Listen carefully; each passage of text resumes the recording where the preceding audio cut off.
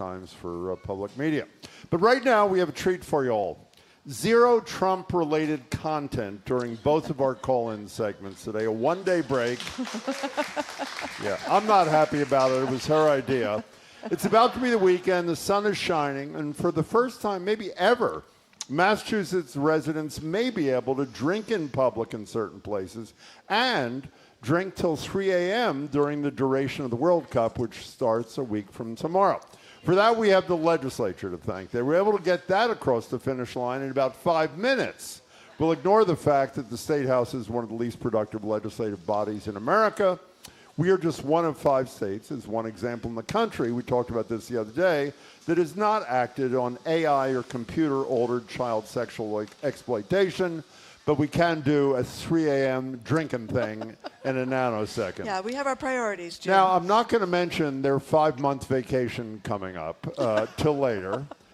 So the question for you guys, a lot of people think this drinking thing is not only important on its own, but is an opening of the door for Boston to shed its reputation as having a boring nightlife.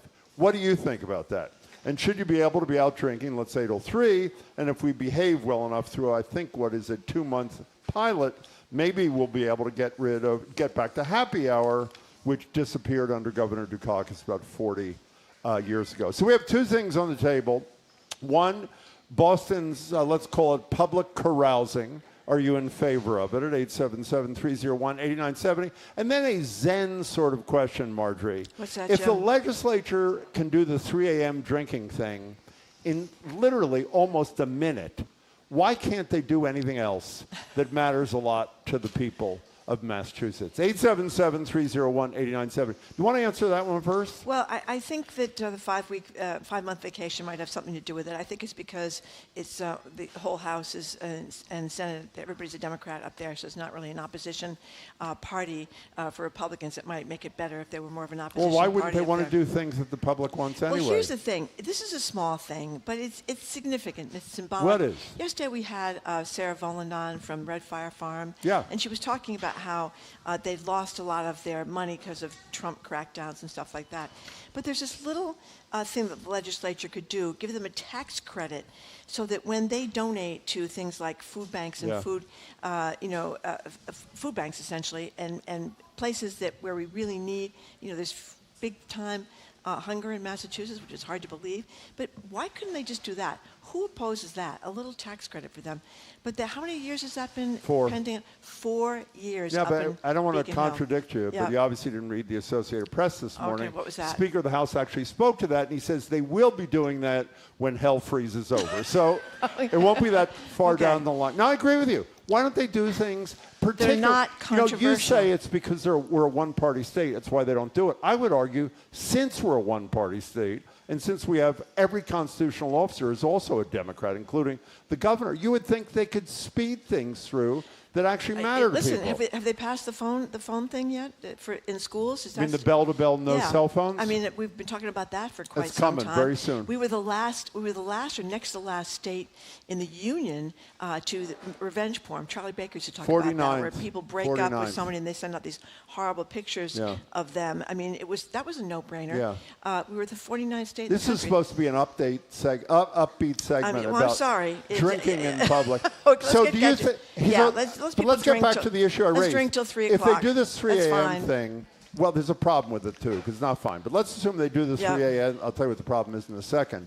When they do the 3 a.m. thing, do you think it begins to move us in a direction where it's a more fun city? I lived in New York for 15 years. It's open all night. And it's open all night. And even if you don't use the things that are open all night, it creates a feel in a city that's very different from the feel. I love Boston, but there is this notion that we shut down pretty early. Now, let me tell you, even when the legislature sort of does something, you know what they also screw? This is unbelievable.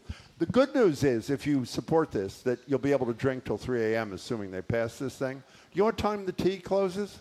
is midnight, isn't 1 it? o'clock. Was it 1 o'clock? So what is the worker? At least it's not midnight. What is the worker supposed to do at that bar or restaurant that's open till 3 a.m.? Well, that's a what problem. about the drunk who drank too much who can't afford an Uber? That's a problem. It's a real problem. I mean, we need to keep this tea open later. But maybe So why don't they do that simultaneously? Well, I don't know. We'll have to ask Phil Lang the next time he comes in why they can't keep the tea open longer. But I think you hear people in their 20s and 30s complaining all the time. This is a boring city, shuts down early, there's no nightlife here. A lot of the people, I mean, there's some bartenders that don't like it because they don't want to be serving drinks till 3 o'clock in the morning. They're worried about people having too much to drink. But and they want their staff to be able to get home safely without spending $50 for an Uber or Lyft. But listen to this, over that McGonigal, the Dubliner owned by that guy, Oren McGonigal, you were over there. That's the Irish pub that got one of the McGonigal was one of the New York Times said one of the 2 best restaurants in America. Yeah, he's very enthusiastic about this 3 o'clock in the morning deal. And in honor of the FIFA, the festival deal, all the soccer teams, he says they've added a back patio, 15 brand new TV sets, food and bar service. So he's very excited about this. I was trying not to be negative in the segment, so I'm going to try to get this out of and then I'll try to be positive. Did you read the latest thing that the thieves at FIFA are doing? In addition to the $80 round trip, which is actually, well, whatever, the commuter rail to get to the game, do you know you're not allowed to bring in a covered container? So you can't bring water in. Yeah. So you have to buy water at, quote, market value. You know what market value is going to be at the World Cup? Probably $25. $25 for a glass of water. 877-301-8970. So we have a multitude of things on the table. The 3 a.m. vote that is pending in the legislature, which...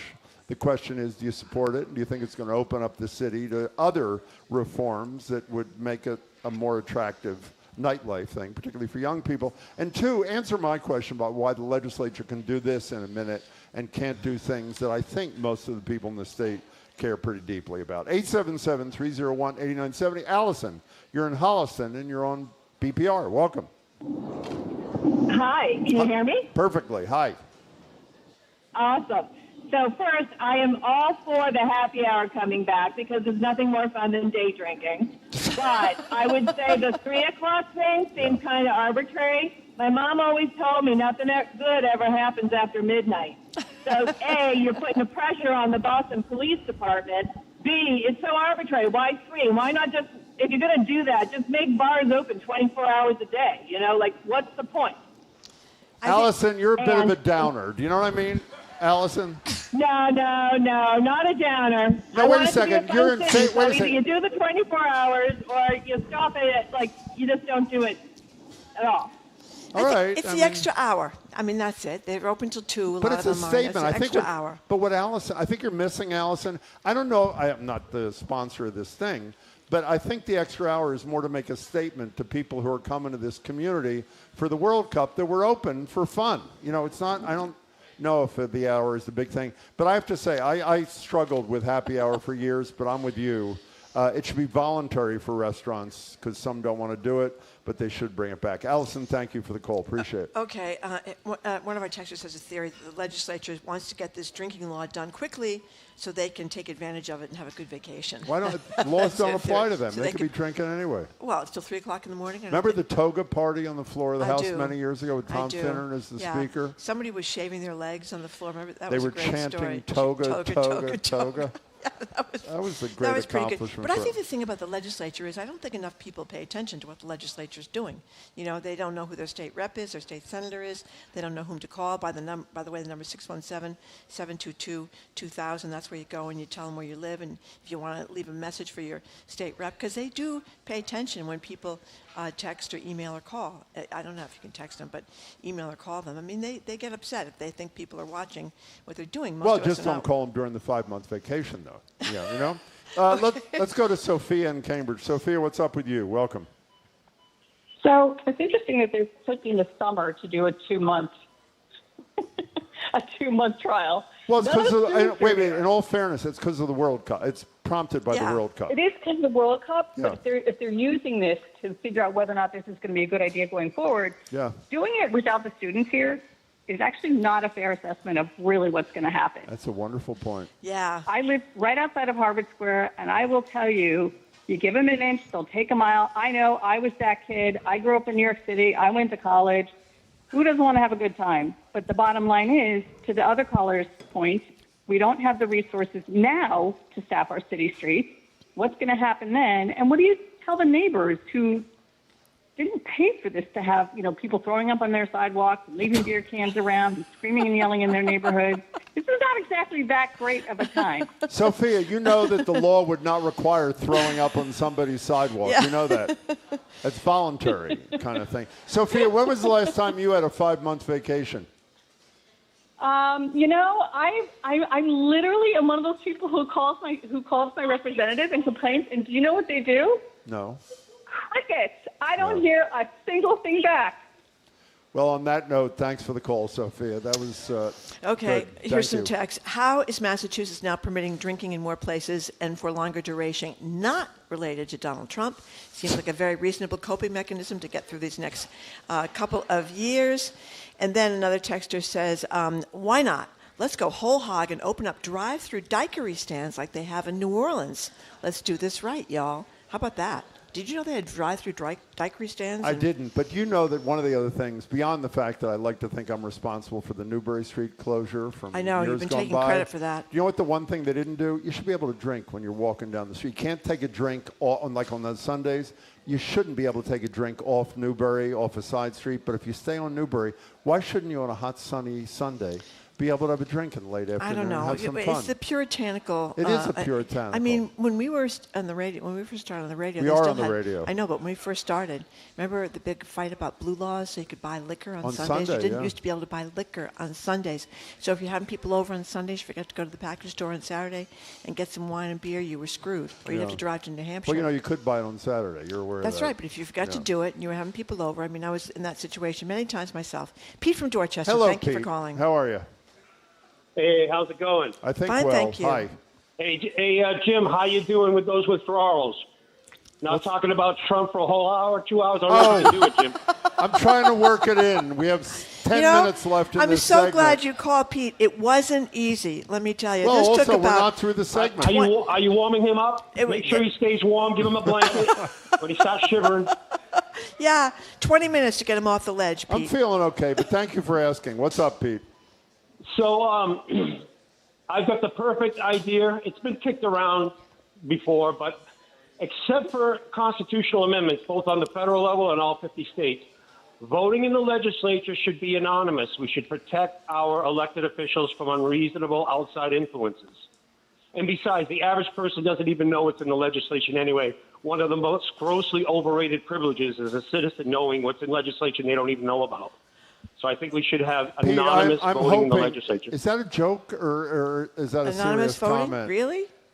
Actually, I actually believe that. Yeah, I'm a true believer in anonymous, similar to juries in a courtroom. I think our elected officials should be protected from unreasonable outside influences and vote anonymously. But for constitutional amendments, that's the only exception. So you're talking about if they get a massive contribution from, say, the real estate industry, and they want to vote against the real estate industry so they can squeak out of that one. Is that kind of thing you're talking about? Correct. Yeah. You could say to the real estate industry, yeah, I'm going to vote your way, sure, and then vote for the people. They wouldn't know. And over time, it would take money out of politics. If you're a deep-pocketed donor, why would you give to an elected official if you don't know how they're voting? You know something. Pete, are you drinking or no, what? No. Hold on for a second. No, Hold I'm on for a second. serious. I am correct. We might have gotten some Republicans to actually do the right thing if they could hide the way they voted against Trump. You're endorsing this Well, absurd it's something. idea? I'm It is not an absurd idea. Pete, you know what we need more transparency, not less. And if they could vote anonymously, they would screw us on everything, not just most things. I mean, I frankly, I mean this as respectfully as possible.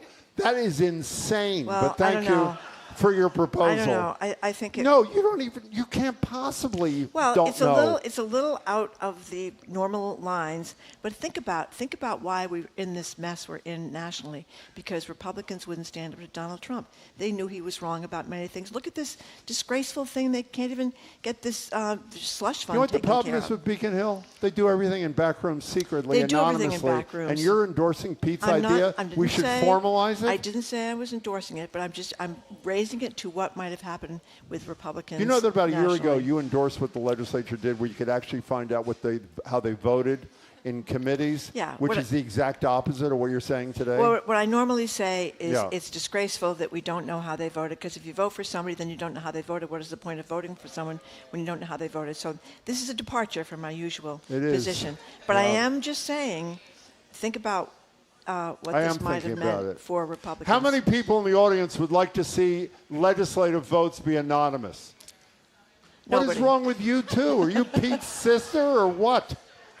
I mean, that is one person. I mean, isn't it interesting how we get all of a sudden Bill Cassidy is voting his conscience instead of voting with Donald Because he's Trump? a coward. Well, that's right, but a lot So of they them, need and anonymity to be brave? Well, a lot of them, it's not just that they're cowards, that's part of it, and not like they want to get reelected, but they're frankly afraid for their families. I mean, we've had people that have left Congress because they're so afraid of the It's a death problem. threats against their families. So I don't know, these are unusual circumstances with Donald Trump threatening to go after people that disagree with him.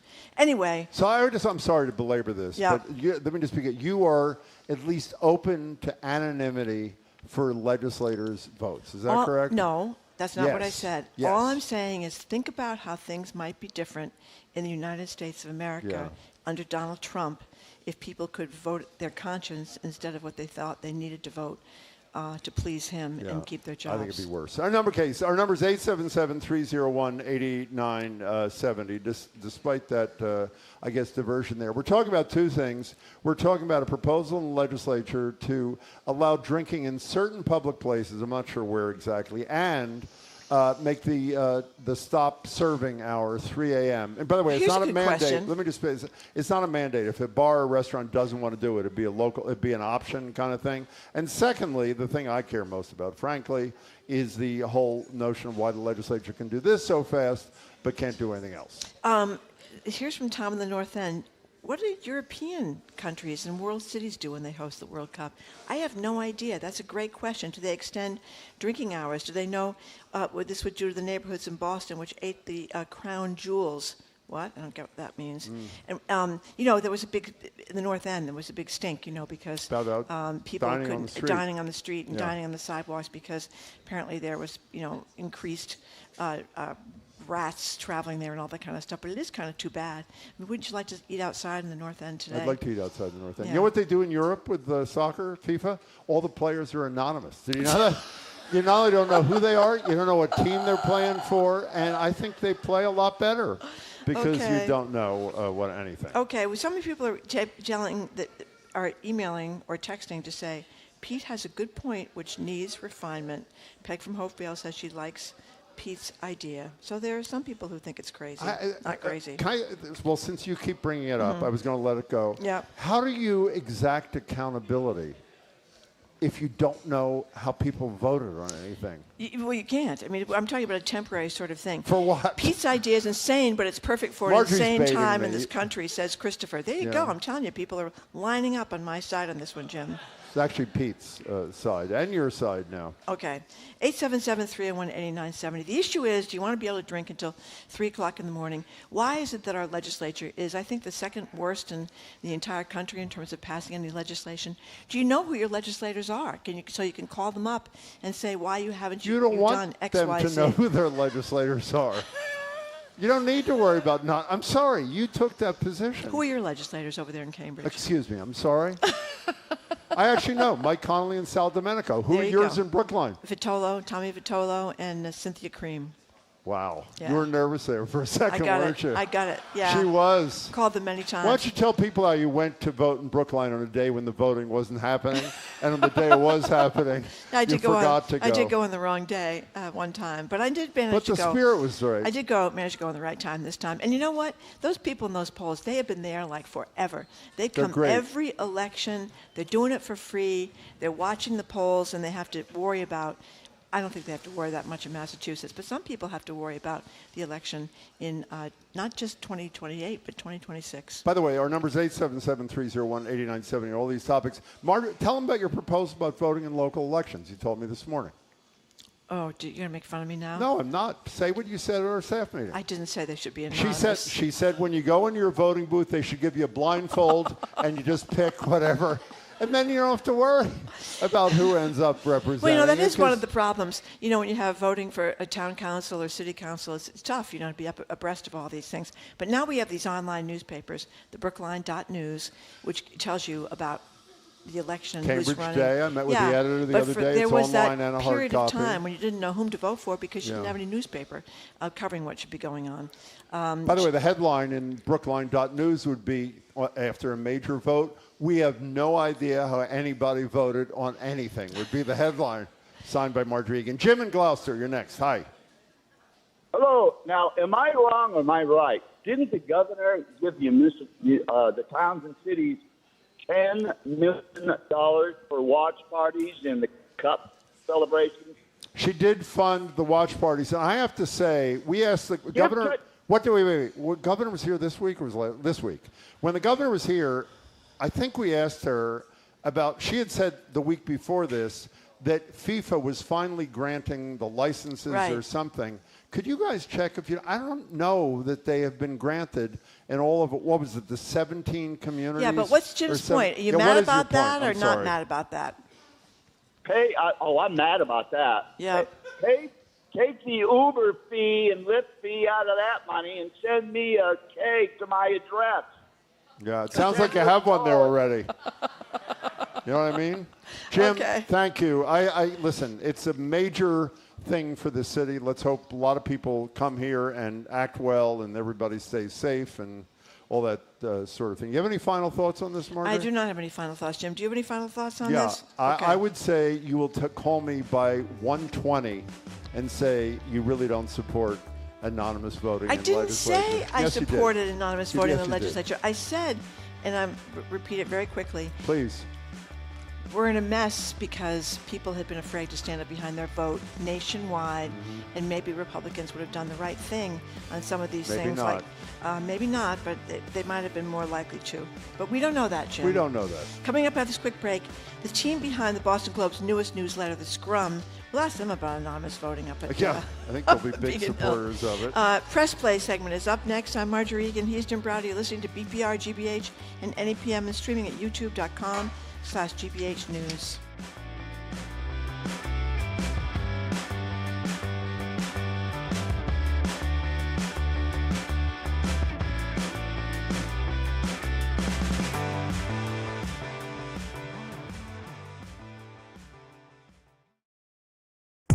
The weekend is coming with stories. I always knew that I had a voice that could make a difference. Gardening. Prune for health and appearance, not to try and control size. And DIY delights. There are these companies and they go viral because they'll spray something on the side of cedar and it just brightens it up and makes it look beautiful. But it doesn't actually add to the durability. That's how we do weekends on GBH 89.7.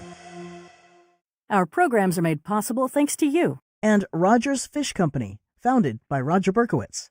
Their signature double clam chowder is available for purchase at all Market Basket locations. More at rogersfishcompany.com. And Modern Pest Services, providing integrated pest management for Boston homes and businesses. Modern Pest uses a prevention-first approach to seasonal pests to help target the source of the problem. Learn more at modernpest.com.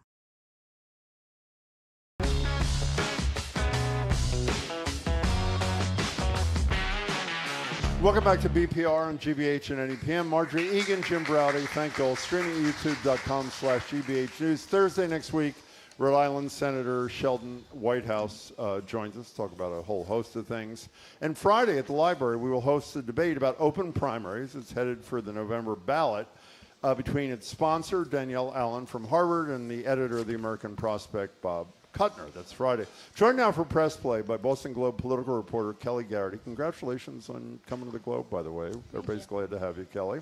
And politics editor Matt Stout. And you have to say, when you introduce Matt Stout, he used to work at the Herald. That's and Margie right. gets all upset. Their newsletter is all about politics called The Scrum, is out now. To sign up, you go to bostonglobe.com/The Scrum. And we hope that gets to more people than the Soup newsletter did, because we never got that. Is that correct? For this Press Play edition, we're going to do a mix of politics and media. Kelly and Matt, it's great to have you both. Thanks so much for being here. Thanks for having us. Yeah, thank you very much for coming in. So, we're going to be joined, as we often are, by the auditor, Diana DiZoglio, in just a few minutes.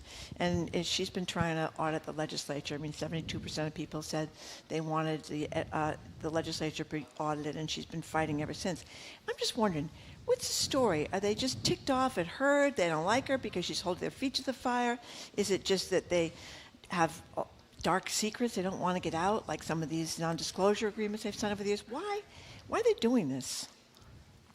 I think part of it kind of comes down to where there is I think they view it as an encroachment onto their, onto the chambers, onto the legislature, and there's legal things, constitutional things of what kind of power you give away to a certain degree, because if you allow the auditor to audit the chambers, or I think it's come up with the public records bill, if you allow the Secretary of State to be the one deciding what records you give out, they keep saying they have very real concerns that then you're getting into constitutional grounds and separation of powers. So I think it's a little fear of if you kind of give a little bit away here, what else will it give way to, and then what kind of power are you giving away to these other offices in which they feel it always comes down to that constitutional issue. So you think it's legit? I mean, there's legal arguments. I'm not going to deny there's not political ones too. I think that's clear. You just mentioned public records. We'll get to you, Kelly, in a second here. But public records, it's interesting. We're the only state, as you know, Todd Wallach, when he was at the Globe, wrote about this ages ago. The only state in America where all three branches of the government are exempted from public records laws.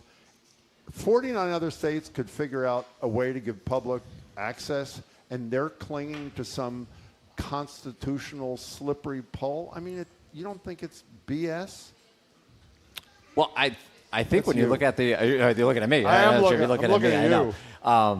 I think with the ones, I guess I kind of look at the situation here. I've never covered another legislature, governor's office outside of Massachusetts, so I guess I can't speak to how they do it in every single state. I think you also have a weird confluence here where it's with the legislature, it's they're pointing to the Constitution. With the governor's office, it's this 30-year-old SJC decision on something very narrow that is now kind of giving them a full blanket. So there's not to kind of keep him back into the legal stuff, but that's sort of the shield you run into. I mean, when we're trying to get records, we're not dealing with the politics so much. We're dealing with the legalities of it. So there's a lot in that soup, if you will, and of why perhaps we're such an outlier on that. Okay, so another thing that I don't get, Kelly, you wrote about Mayor Wu supporting two state Senate challengers to incumbents, Brownsberger and Collins, who opposed her on her property tax thing. I don't want to talk about that, but I want to talk about Wu in the legislature. We've had this discussion with the mayor about 20 times. She sends up a home rule petition that she, as the mayor, supports. The vast majority of the duly elected city council supports. And in every single circumstance that I can remember since she was elected 4.5 years ago, the legislature throws it in the garbage. And my thinking always is, even if it's a bad idea, in quotes, if the duly elected leaders of a community want X, and X won't spill out into the neighboring community, why don't they respect the decisions of local leaders to do what they want within their borders? You know what I'm asking? Yeah, I mean, it's a good question, and it isn't something that has just happened to this current mayor. It's been mayors of Boston past, too. And it's just sort of the way the legislature works. If you want to get something done, you have to get so many people on board because they have the final say. And so you have to get it through the House. You have to get it through the Senate. You have to negotiate with all those people and make sure they're also on board. And I mean, yeah, I can't really speak to why that's the way it is. See, I think what I would say to Matt and I would say to you in this, it's all about power. It's the notion that we are the bosses here, whether it's something that happens in a community, whether it's a ballot question that we don't like, that there's a power dynamic that I don't think benefits the people of the state.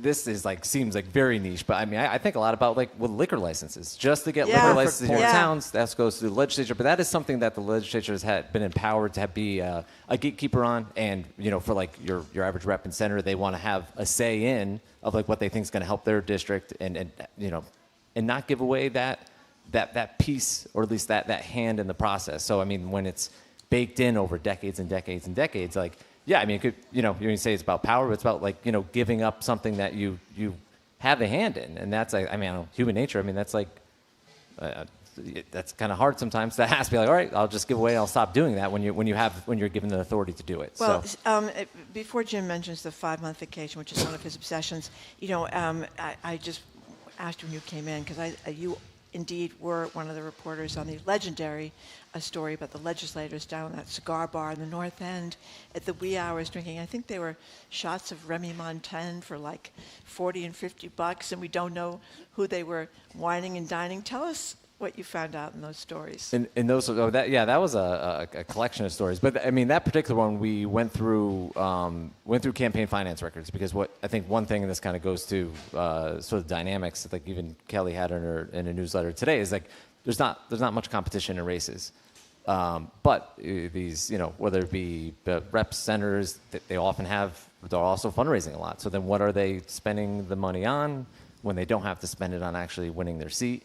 With that story, what we found was like, it's a lot of going out to meals. It's paying for parties, and it also kind of falls into like what they're allowed to do, where there's a very low bar in state law where you just have to be able to legitimately spend your campaign donations. It has to help you politically. So if you are hosting an event that a lot of other reps and senators come and eating, drinking, but you're forming connections, you're networking. That helps you politically, so it's well within the letter of the law. But we don't even get to know who they from are. Your story whether they were whining and dining a Developers. lobbyist, a developer, a fellow ledger. I mean, that's they're not required. Yeah, they're not required to disclose that. They have to give a description within their campaign finance records. But no, there's no to the T of like, okay, you went out to dinner and spent $500. Who are you with to spend that $500? That is not required. We're treating Matt and Kelly like they're the ones that are going to the cigar bar, like they're the ones that are refusing to do woo stuff. Okay, Kelly, this is my pet peeve, but I promise to do it quickly so Marty doesn't yell at me.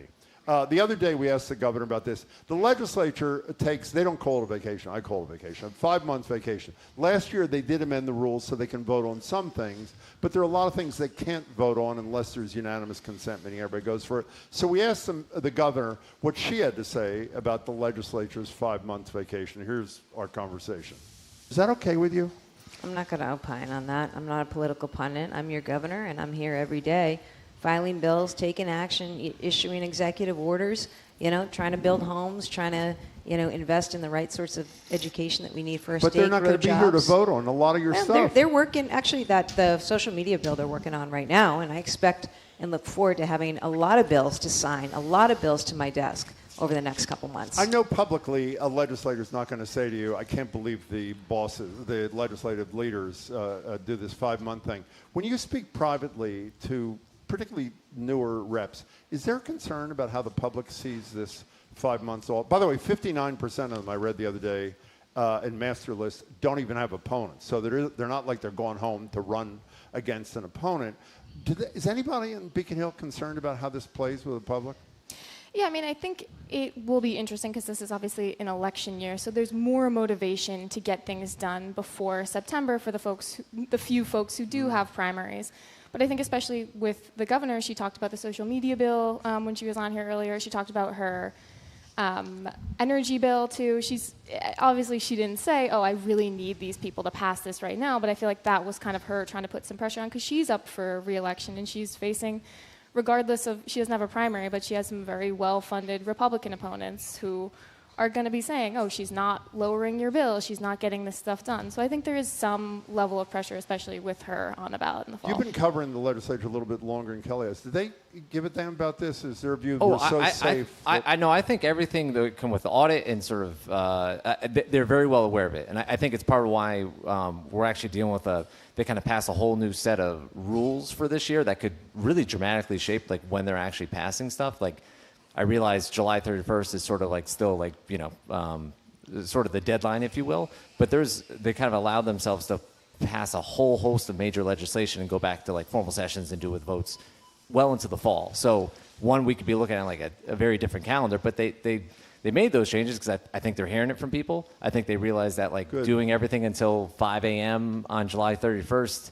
it creates problems because sometimes you just can't get stuff done, and then you're hearing it the next day, like, why didn't you get anything done, and why'd you leave it? And so especially worthy stuff that it doesn't seem to even be controversial. So they're giving themselves a little bit of a safety valve with these rules, where it's like if this is getting into the weeds, but say they have a bill the House passed, and say they have a little slightly different version that the Senate passed, and they kind of create this like conference committee to negotiate it. That stuff could pass all after July 31st if they reach agreement. So I think they're really well aware. I think they're hearing it. Like they've said, like, we're well aware of, like, and we want to address what these concerns or these criticisms that we're not being transparent, that we're not doing it. Like it's why I think we've seen some movement and changes that they proposed. But right. I think it's also why we kind of have this new set of rules, because they realize, like, the sort of the structure was created was creating problems, even just logistical problems of like passing bills. We're talking with Kelly Garrity and Matt Stout from the Boston Globe. Kelly, before we move on to national stuff, tell people what the Scrum is. That's your new gig. What is it? Yeah, so it's a daily political newsletter. It's covering kind of everything in Massachusetts politics. So it's local, it's federal, it's state level stuff, and it's just kind of a like blow by blow of what you might need to know, what's happening that day, what happened yesterday in state politics in Massachusetts. So you just go to the Boston Globe and look for the Scrum. You can find it right there. You've been there 2 months? 2.5 months? Yeah, 2 or 3. What do you think of Brian McGrory? She thinks he's Great. horrible. No, you paused. Great before if you he's answered listening. That. Great. Raise your right hand and say great. She won't raise her right hand. Can we do my pet peeve? And again, Marty's going to yell at me This for is this. your second pet peeve. No, it's my second pet segment. peeve of the set. Well, it's okay. I mean, that's why we have a show. Okay. So here's a clip of just a few examples of the guy we didn't mention before, Donald Trump, treating female reporters like crap, particularly female reporters of color. CBS reporter Nancy Cortez, ABC reporter Mary Bruce, Caitlin Collins from CNN, and lastly, Bloomberg's Catherine Lucy. Here it is. Because they let him in. Are you stupid? Are you a stupid person? Mr. President, why wait for Congress to release the Epstein files? Why not just do it now? You know, it's not the question that I mind, it's your attitude. You are the worst reporter. No wonder CNN has no ratings because of people like you. Sir, if there's nothing incriminating in the file, sir, why not Quiet, Piggy, he says on Air Force One. My pet peeve here that Margie and I debate almost every day, and I apologize to listeners because I'm stuck on this thing, is that the other reporters stand there like potted plants when one of their colleagues is treated like absolute crap, particularly, again, if they're a woman or a woman of color. And my attitude is they should show some level of support, whether it's walking out of the room, asking the exact same question the berated employees ask. Her view, what's your view? Why don't you explain it to Matt and Kelly? Well, my view is because they've limited the reporters that come into the Oval Office as they did at the Pentagon. We had these baloney press conferences in a war at the Pentagon, all these sycophantic, Pete Hegseth, can you tell us this? Can you tell us that? I don't want that to happen in the Oval Office. You'll be left with the reporter from My Pillow, Mike, whatever his name is. People Mike that suck Lindell. up to the president. You won't have Okay. real reporters asking real questions. So, because they won't leave, they'll stay, Got and it. then that's so it. as a young political reporter, what's your reaction when you see these things? And what would you like to see their colleagues do when most recently Caitlin Collins is berated for 30 seconds by Trump? Yeah, I mean, that's a very tough question, but I mean, and I've never been in a situation Most where, haven't. but I mean, everybody has a job to do, and everybody has different things that they have to get done. And I think, like Marjorie's point, it's like if those people aren't in the room, if no one's in the room, no one's even asking the questions. How about it, Matt Stout? Yeah, I can't say. I've never been in that.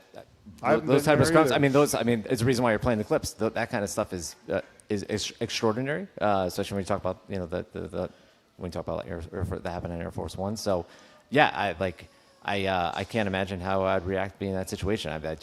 Of all of the things I've done here, I haven't been in that quite of a situation like that. Would you say something? I mean, you're the defender, not because you like it, but you make your. Would you stand there if a reporter standing next to you was treated like he treats reporters? You know what? I have tremendous admiration for Caitlin Collins. Oh, so do I. She stood there. He's calling her, "Why don't you smile?" All this kind of stuff, berating her, You telling her hate she's a in your horrible eyes. person. You hate in your eyes. She never flinched. She didn't. She never looked away. And She that's never enough. looked flustered. I think it made her job and CNN go up in people's estimation, while Trump looks like what he is, which is a bully. Okay, how do we get the Scrum one more time? Yeah, you can go to the Globe website and find it, or under my byline on the Globe website. What'd you say about Brian McGrory again? I forgot. Great. Great, it's great. Okay. Good to see you both. Thanks so much. Okay. Good luck with that. Thank you very much for coming in, and thank you both for your great reporting. We were speaking with Boston Globe team, the team behind the Scrum newsletter, editor Matt Stout and reporter Kelly Garrity. To sign up, go to bostonglobe.com/the Scrum. Coming up after this quick break, we're going to hear some great music. Local superstar, mariachi star Veronica Robles joins us for Live Music Friday with members of her entourage. I'm Marjorie Egan. He's Jim Browdy. Listening to BPR, GBH, and NEPM, and streaming at youtube.com/GBH News.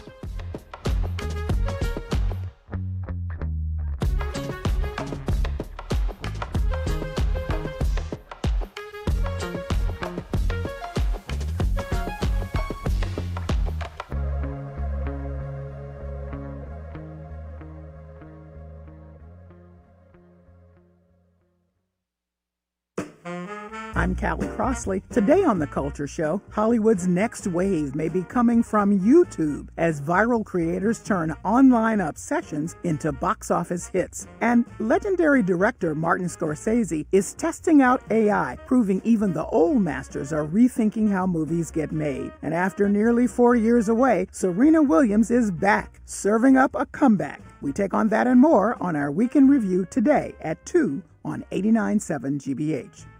Support for GBH comes from you.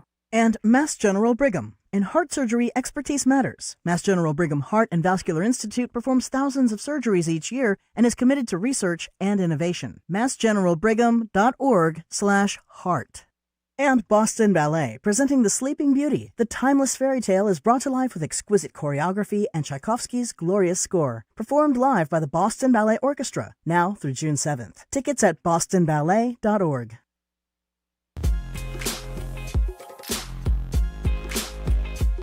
Welcome back to BPR and GBH and NEPM. Marjorie Egan, Jim Browdy, streaming at youtube.com/GBH News. Tuesday, Axios business editor Dan Primack joins us. Thursday, Rhode Island United States Senator Sheldon Whitehouse joins us. And Friday at the library, we'll have a debate about a question headed to the ballot in Massachusetts about open primaries between the American Prospects' Bob Kuttner and Harvard's Danielle Allen. It's time for another edition of Live Music Friday. Veronica Robles of the Veronica Robles Cultural Center joins ahead of their annual showcase on June 14th, where the organization is performing at Symphony Hall for the first time.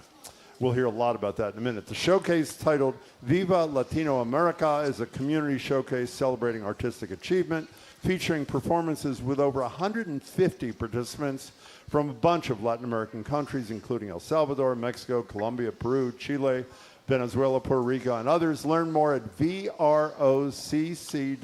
We'll give you that again in a few minutes. vrocc.org. But before we talk, Veronica's kind enough to perform. Welcome. Okay, come on, everybody. Put your hands together. Come on, clap. Clap to the beats. Good. Life is good. I love vida. Esta vida. No vale nada. Feel the rhythm. Todo se acaba y a la tumba no te llevas nada. Tú eres la dueña de tu destino. Emprende el vuelo. Vuela mariposa, y porque esta vida pronto se acaba. Vive una vida plena hoy, porque esta vida no dura nada. Come on, everybody, feel the rhythm, clap it. Vive la vida y gozala hoy. I don't hear you, porque se acaba. Y es que la vida no vale nada. Pronto se acaba, come on. Vive la vida y gózala hoy, porque se acaba. Es que la vida no vale nada, pronto se acaba. Tómame la mano, amor, bésame en la frente, dame tu bendición.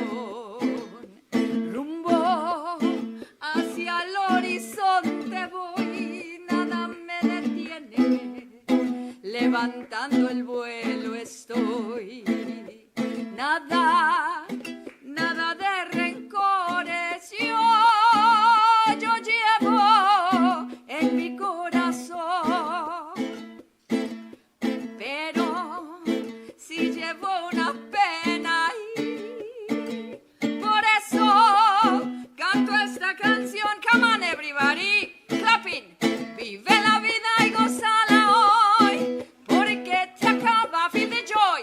Es que la vida no vale nada, pronto se acaba. Vive la vida y gózala hoy, porque se acaba. Es que la vida no vale nada, pronto se acaba. Me voy pa'l norte y no miro para atrás, voy mirando al horizonte. Emprendo el vuelo, me dejo llevar, porque la vida se acaba. No vale nada la vida, no, por eso vivo el momento. Rompe cadenas, no mires atrás, porque la vida se acaba. Se acaba, se acaba, la vida se va, pronto se acaba. No vale, no vale la vida, no, no vale nada. Se acaba, la vida se va, pronto se acaba. No vale, no vale la vida, no, no vale nada. Veronica Robles, come join us. Again, their showcase at Symphony Hall on June 14th. To get more information, tickets, the whole deal, vrocc.org. That was fabulous. That was okay. First of all, before you tell us about the song, tell us what you are wearing. So this is not Mexican, it's Peruvian. Okay. And I decided to put it on because this is just an example of what you're going to see during the show. Move your mic up. A little bit. Yes, okay, Yeah, here I am. Yeah. So this is an example of what you're going to see at the show. Can you imagine 12 countries of Latin America represented right there on the grand stage of Boston Symphony Hall? And it's not only that, it is our community from Boston that are coming from the different countries to represent their cultures, living here, working here, making this city even more beautiful with our colors, and children as young as 4 years old and other children as young as 75 years old performing. So, and a big crowd is going to be on the stage. Yes, Yeah. 150 performers. That's awesome. Yes, and again, it's a beautiful range of colors and sounds and ages, and it's going to be beautiful. Please, if you want, we are offering free tickets through the Boston Immigrant Advancement Department, so you want to join us, check us out online. We are at, on Instagram, VROCC Boston. And if you put the word Latin America, you can get a code for 50%. Not only can you sing, you're a hell of a salesperson, That's too, right. I should say. And tell us the last song for people that don't speak Spanish. Tell us the last So song. the song is my song. I wrote that song because I've been through a lot of different things in my life, including the death of my only daughter at a very young age. And I'm a cancer survivor. So this song is about life sucks. It really sucks. But most of the time, it's beautiful. So we have to embrace those challenges and barriers with a resilience attitude, and you have to see the bright side of the things. And this is about that. Life sucks, but it's worth living it. So enjoy it, live it out to the most, and go and embrace people around you, cultures, diversity. Eat well, have fun, enjoy. That's the song about. Okay. and what do you call mariachi music? How would you describe mariachi music? Okay, first, mariachi is not music. It's not a genre. Okay. Mariachi is the ensemble. Okay. The ensemble, and it's just specific from one region of Mexico, which is Jalisco. And it is very popular because the ensemble, as you can see, my vihuela, it's acoustic. It has a shape form in the back, and it makes it louder and deeper. And so it has become very popular. But we can play any type of music. We can play guapangos, sones, rancheras, sones jarochos. There's a variety of styles in Mexico. But the mariachi, very important, is the ensemble. Okay. Is the group that plays music from Mexico. But again, it's not only one region, but different regions of styles. You know, my limited exposure to mariachi has been seeing men doing this. You formed the first all-women's mariachi thing, like ever in Boston? In Boston, yes. It's not me. Yes, because although we've been part of these groups in Mexico back in the days in the revolution, we've been important part of in music in scene in Mexico. It wasn't promoted as it should, and women. We also now are, standing up and creating this movement of women in music, and especially in this kind of groups like mariachi music. And yes, I am the first one and the only. People from all over the world are a part of my mariachi. We have people from Colombia, from Puerto Rico. We have people from Canada. We have people from Turkish. Everybody is welcome to play with me too. Just one diversion for a second. You said women musicians. How about women politicians? We talk a lot about President Sheinbaum, the relatively new president of Mexico. I know we love her in great part because she has the courage to stand up to the president of the United States. What do you think of Sheinbaum? Good. I mean, it's great that we are taking those places that belong to us. Yes. Mm-hmm. I think women are so into making things happen that we don't like credits. It's like we're not looking for credits because we are already there. But I think just fight for the things that we believe in and in the areas that we are interested on. And having a Mexican, the first women in Mexico, and it's in Latin America, in fact, it's so proud. So tell us about, in East Boston, your Veronica Robles Cultural Center. What is that? Veronica Robles Cultural Center is a place when everybody comes and feel welcome and at home. We don't ask questions. We just enjoy, again, and embrace the traditions of the different cultures through dance, music, and art. With children, we provide jobs for youth. They learn how to engage with the community. They learn how to produce events for everybody to enjoy. And it's like a working experience in a real life, work like production and the arts. I'm sorry, Mark. I was just going to say, the president, as in Trump, has been very, very tough on the Latino community. I wonder if you feel some of that tension over there at your place in East Boston. Yeah, I guess. Yes, it is hard because people just highlight the bad things sometimes, and they don't highlight the good things. And I think in the world, in general, there's more good than bad. And so we should be focusing on the good things and try to fix the ones that are bad. There is a few bad things about, cultures, but they highlight the real and the good ones. So, yeah, I feel uncomfortable because some people, there's people that are mad. They were born mad because maybe they didn't get that, love when they were little. So they just looking for an excuse to enhance that, madness. So I think it is a kind of a not positive environment right now.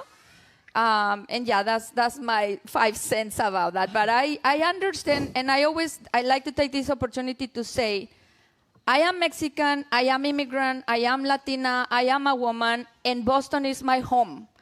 You people are my family, everyone. So this is me, this is who I am, and I am not looking to change your minds. It's okay you think whatever you want to think. I just want to conquer your heart with my music and my colors. And that's why you should come to Boston Symphony Hall, because, again, partnering with Boston Symphony Hall, for example, is a powerful statement that we have to be together. We have to join forces to be happy, because other than that, what we're doing here, can you tell me what we're doing in this life? Just making money? I mean, yeah, money is good.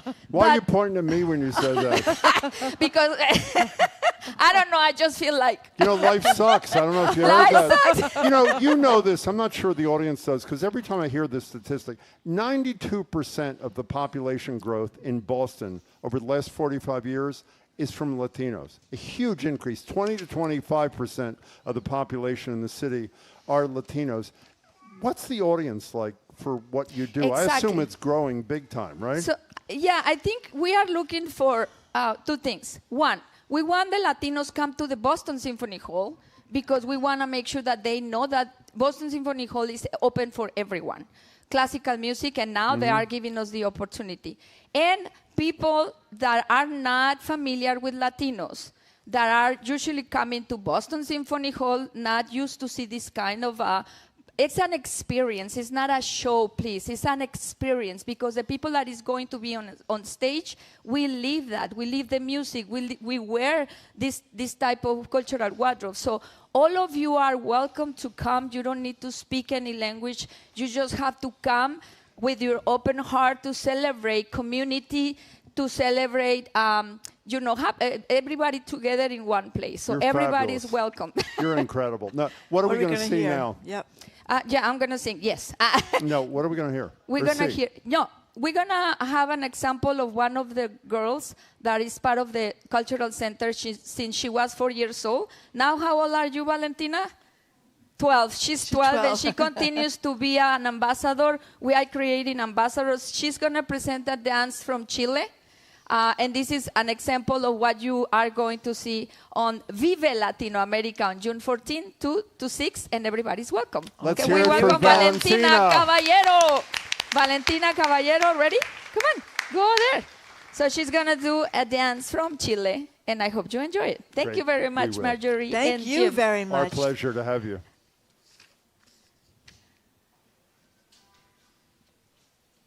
Oh, the music?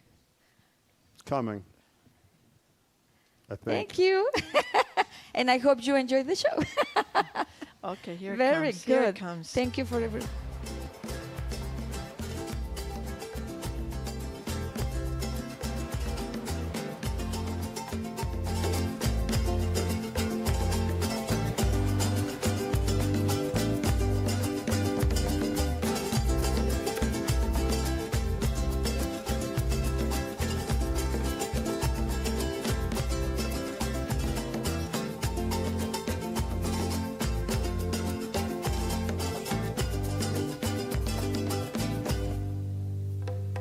Te tangi tangi ne iro toia Te taere ka o te okotahi Te hihira i o te manau kia koe Te mihira i o te matawai I roto i te manawa tangi tangi ne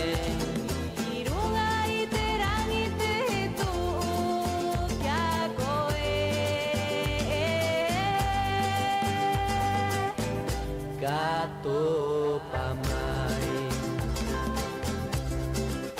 Karere koe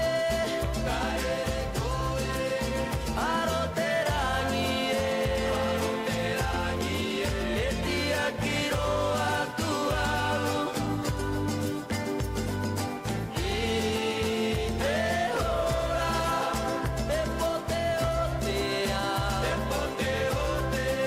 Era a te marama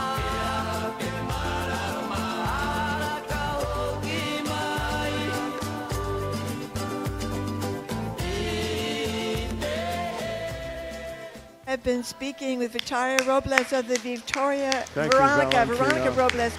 Veronica Robles of the Veronica Robles Cultural Center had their annual showcase June 14th, Symphony Hall. Learn more about it at vrocc.org. Thank you so much. Say goodbye to those listening on NEPM. Coming up next, the State Auditor Victoria. Diana DiZoglio is going to be with us next. Close enough. She'll be next. I know who she is. Okay, that's next. Jim Browdy, Marjorie Eagle will be right back. If you're a GBH sustainer and your credit or debit card has expired, it's time to update your information. Take just a few minutes to make sure your information is current. Go to gbh.org/update. And thank you for your support.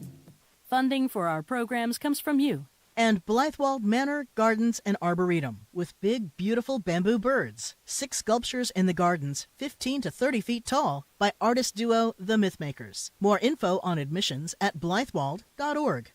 And Mass General Brigham Health Plan, providing coverage plans for individuals, families, employers, and retirees with benefits that help you live in your moment. More at massgeneralbrighamhealthplan.org. You're listening to 89.7 WGBH HD1 Boston, winner of 4 regional Edward R. Murrow Awards. Online at gbhnews.org. GBH, what matters to you?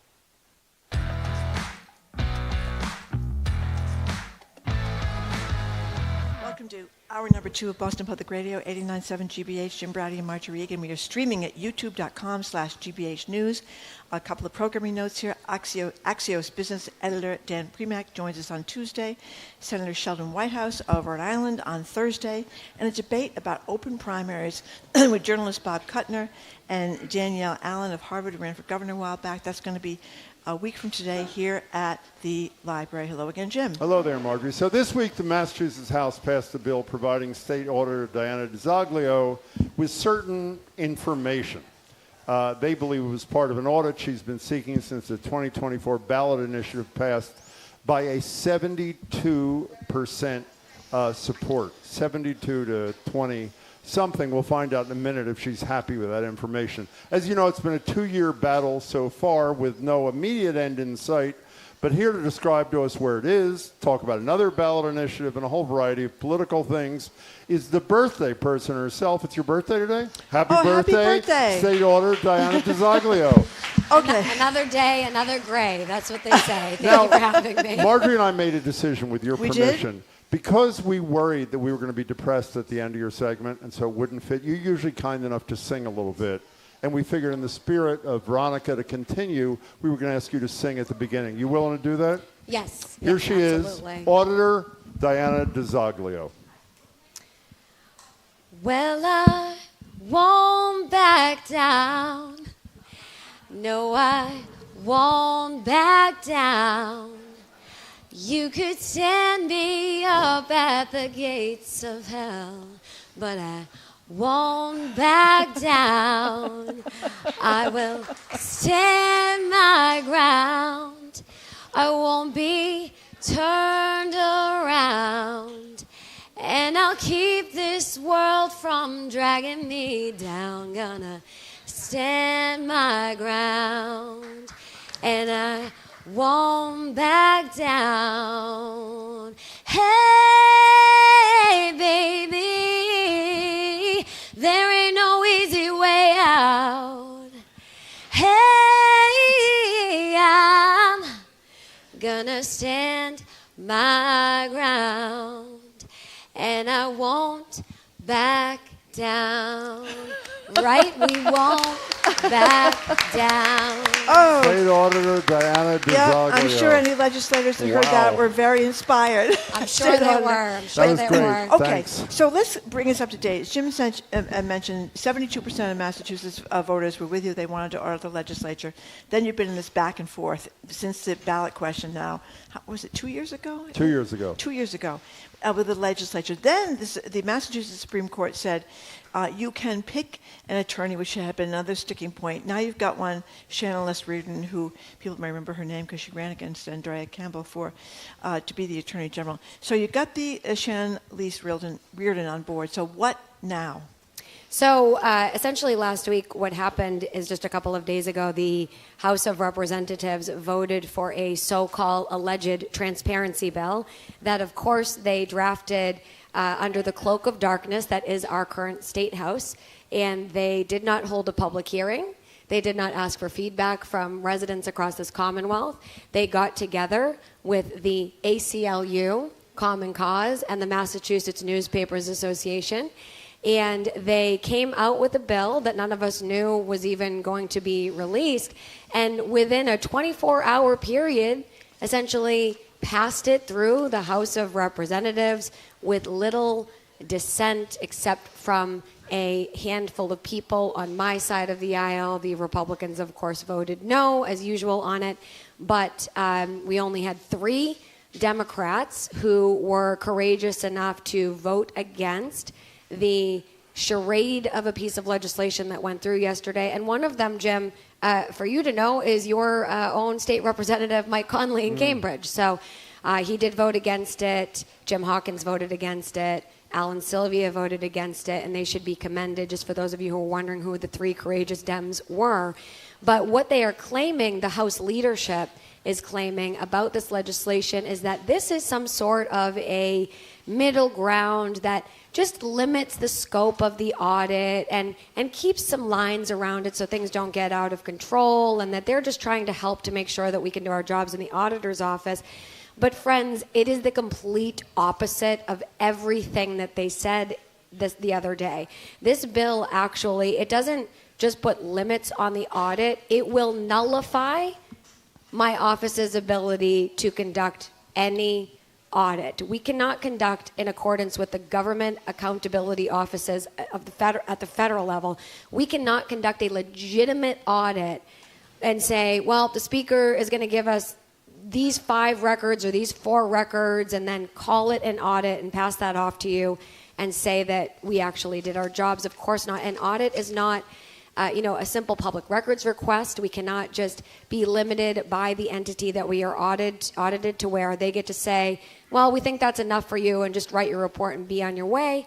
The IRS, if the IRS knocked on your door and you said, well, this is all you're getting, we're sure that that wouldn't be the last you heard of them, right? You need to turn over the records, you need to turn over the receipts that you have to the extent that you have them so that they can do their jobs.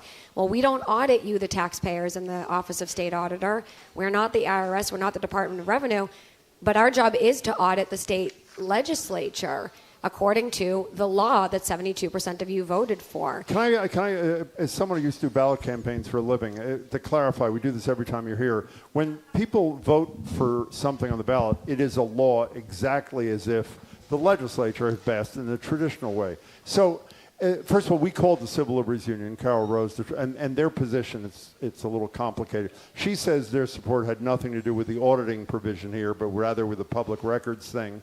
I don't really understand it, but we'll talk to her when she's here. What I don't understand is if you now, I tortured myself and actually watched the argument before the Supreme Judicial Court, and it wasn't actually as horrible as I thought. It was actually quite interesting. They gave you the power to hire an outside counsel, which you've done, Shannon Liz Reardon, who's represented you all along. So why doesn't she just, instead of this back and forth, why doesn't she just sue the legislature, saying they're on your behalf, saying they're in non-compliance with law, and get this damn thing over with? Why isn't she doing that? Oh yeah, absolutely. We did do that. We are in the courts Pull your right mic now. up an inch. Oh, sorry. We are in front of the Superior Court right now. We filed a complaint against the legislature after the SJC ordered the Attorney General to fish or cut bait. The Attorney General had to finally come clean that she was not willing to enforce the law. As we know, the Attorney General comes on this station and goes on television and says she supports the 72%. She says she voted for it. She does say she voted for it, but she did just refuse, after getting all of the alleged outstanding questions answered, she still refused to enforce the law as the Attorney General. So she decided that she was not interested in enforcing the law that 72% of you voted for, which gives me the opportunity to have conflict counsel, which is our right when the Attorney General doesn't want to actually pursue lawsuits. And our conflict counsel, Attorney Shannon Liz Reardon, who's absolutely the best, by the way. She's done a great job. She won that court case in front of the SJC for the people of the Commonwealth. So tell her hello and thank you if you see her. But she has filed another complaint, and that complaint is in front of the Superior Court, and we are suing the legislature to come into compliance with the law that you voted for. We have also asked, Jim, that they provide relief by also examining constitutionality and getting that question out of the way, because we are confident that the audit does not at all violate any constitutional issues. Now, we are confident of that. That's why we went to court, and we're asking the court to let people know about their ruling on the constitutionality, right? But the House of Representatives clearly does not want this to go before the courts, so they were trying to get around the courts pass this through the House of Representatives so they can put their own limits on the audit and so that they can decide what they think about the constitutionality, which actually is a violation of the Constitution in and of itself, Jim. They actually put in this bogus bill that they passed through under a cloak of darkness. They put in the bill that the courts do not have the right to adjudicate this law, that the courts don't even have the right to hear this issue, decide on this issue, discuss the constitutionality of this issue, or have anything to do with the law that you, the people, voted for. Now, I need to say this. The people of this Commonwealth have a co-equal right with the state legislature under our Constitution. We, the people, have a co-equal right to make and pass laws via ballot initiative. That's our constitutional right. We hear the legislature talking all the time about separation of powers. Well, power to the people for this, because you have the right to make laws, and you did make a law. And separation of powers is what they constantly say about this, while they are simultaneously stripping you of your right to make these decisions, but also now stripping the courts of their right with this unconstitutional piece of legislation that was just joyously celebrated, unfortunately, by my own Democratic colleagues. And, you know, I've had to say this over and over again to my colleagues. You know, Democrats are supposed to stand up for democracy, not bow down to authoritarian styles of governance where a few people in power take away the rights of the courts, take away the rights of the people. We already see enough of that happening at the federal level, don't we, Massachusetts? Yeah. Okay, we don't want that. Thank you. We do not want that to permeate Massachusetts state government, but it is here, and we need to take action. Can we talk about the politics of this for just a second, Auditor? You're a Democrat, as I think people know. All the constitutional officers are. The Republicans are running nobody against you. You have nobody in a primary, so you will be reelected. I can't think of a Democrat we've had on the show that has mentioned question one on their own if we didn't bring it up. Mike Minogue, who still won't come on the show, theoretically he's going to let us know next week. He's one of the candidates for governor, agreed to finance all your stuff. He supports it. The Republican candidate for Senate was here the other day, U.S. Senate, John Deaton. He was wearing a little sticker saying 72% on it. The other Democrat for the Republican for governor, Brian Shortsleeve, he was here a few weeks ago. He has all over his website, his Facebook, whatever. Do you worry that your trashing of your Democratic colleagues is going to help elect Republicans in Massachusetts? Does that concern you, or it doesn't? Well, first of all, let's clear the air here. There's no trashing of the Democratic colleagues. Well, you just called him authoritarian. Well, the Speaker is acting like an authoritarian, and I am calling on him to resign. Okay? You are? Absolutely. The Speaker needs to retire, resign, move on. We need new leadership in our state government, in our state legislature, within our legislature, 1,000%. If they are not going to follow the rule of the law, and they are going to act out of control with this law-breaking, unconstitutional behavior where they are above the people and they don't think they need to answer to anybody, even when we pass laws like this, then yes, they need to move on. But we are not talking about the entire Democratic Party, Jim, and that is important to say, because I just went to the Democratic Convention and I gave a speech about how the Speaker and the actions of the current legislature right now are undermining democracy because power belongs to the people and not to a few politicians, okay? And that as Democrats, we're supposed to stand for democratic government, which means that we are able to let our voices be heard, and the Democrats stand for that. And they nominated me to be their state auditor again, and they're very much supportive in the Democratic Party of this. A lot of folks support this. A lot of progressives support this. Our Revolution Mass supports this. You got to remember, the Democratic Party of Massachusetts endorsed the audit of the legislature and added in the language to make it even stronger, just in case there was any confusion, by any legal means necessary. They want this audit to get conducted. And I have to say this, it's not because people are so passionate about spreadsheets, Jim. Because they hate the legislature. No, it's not yes, even. Yes, it is. It's That not, is why they voted for this. I'm going to disagree with you, okay? Because a lot of people love their legislators, and I actually love a lot of these people, and I've had relationships with a lot of these people for years, and I believe that you can love your legislator and also love transparency, okay? Those two things should not be in conflict with each other. The reason why they're upset is not because they hate people, okay? This has nothing to do with them hating people. I was talking about the institution, not the people. Yeah. But it's also, they might hate the systems. I agree with that. But it's also not because people are passionate about spreadsheets. Like this is the case of the missing audit, and people across Massachusetts are just in an outrage and an uproar because they can't read what the audit. What this is about the fact that 72%, 2.3 million people in Massachusetts got together. They made a decision. They knew what they were voting for, and the government they pay for is ignoring them shamelessly. Okay, can I just... That's what people are upset about. about. Go right ahead. I have a quick question. This is a little off topic, but when I knew you were coming in today, I was dying to get your opinion on this. You're from Massachusetts, not from Maine, but we've got this Graham Plattner character up in Maine. You went through sexual harassment stuff up at the State House. Many women have gone through terrible sexual harassment stuff. He's been accused of that. He's been accused of sexting women after he was married and not revealing it. He's been accused of saying awful things about people that survived rape, the Nazi tattoo, etc. He said it wasn't a Nazi tattoo. But Susan Collins has voted with Donald Trump 96% of the time up there, and she supported Kavanaugh, and then we had Roe v. Wade getting overturned. So when you think about that, what do you do if you are a voter in Maine? I mean, who knows what else could come out about this guy?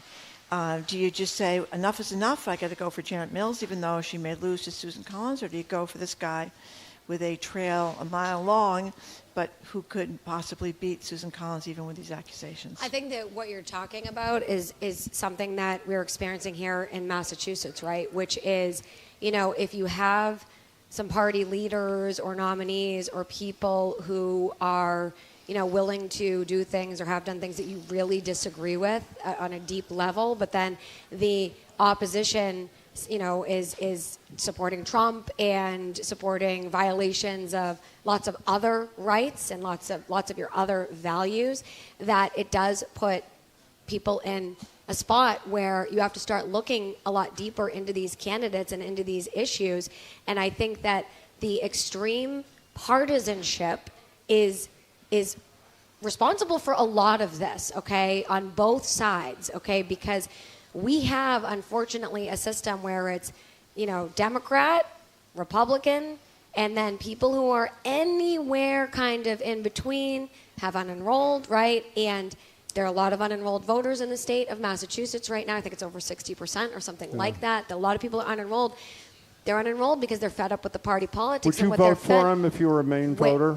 If I was in Maine, I don't know the candidate that well to be able to make you do. Are you dodging the question or no? Not dodging the question. It's one of the biggest stories in America. Yep. I honestly do not know if I would. I do not know if I would. I would probably consider a write-in if I felt that in looking into some of the issues that, Marjorie just mentioned, especially being myself, that I might have to write somebody in, because I also don't know that I would be able to vote for Susan Collins with the decisions that she has made. So we only have a minute left. Can I get we end on the, and by the way, next time you come back, we're going to talk about the question that's heading to this year's ballot about open records. We just don't have time today, that you're actually financing yourself through your campaign fund to a great degree. But just to finish, could you explain concisely, if you succeed, either in the courts or otherwise, and get to do the audit that you told the SJC you wanted to do, what would the public learn that they don't know now? What would the public know Sorry that they about the don't? mic, I'm sorry. No, it's okay. What would the audit tell them? So the audit, we'll see what we actually find, right? So we no, don't I know, but what are the kinds of things they'll learn? Right now, state contracts, financial records, settlement agreements included in those NDAs. non-disclosure agreements, that's a right? big one. So this is something where there's been a lot of confusion around this, because the reality is that the House Speaker and the Senate President and their groupies, so to speak, have been trying to put out there some sort of an illusion about what this audit actually is, right? They say that this is about just a handful of records, and that, they're so glad that we limited the audit to only requesting these records, and that, finally the office smartened up and did this. No. let's clear the air, okay? Nobody limited anything about what we are requesting for this audit, okay? The only thing that is limited is what we are able to make the case for before the court, because when you go before the court, we've talked about this often, you cannot just present hypothetical future potential issues. So in the court, we are going to get access to a set of initial records that we need to be able to start the audit to get going. But we are looking at, in the scope of this audit, which is much larger than just 4 basic public records requests, in the scope of this audit, we are going to be analyzing settlement agreements with non-disclosure agreements. Those are state contracts.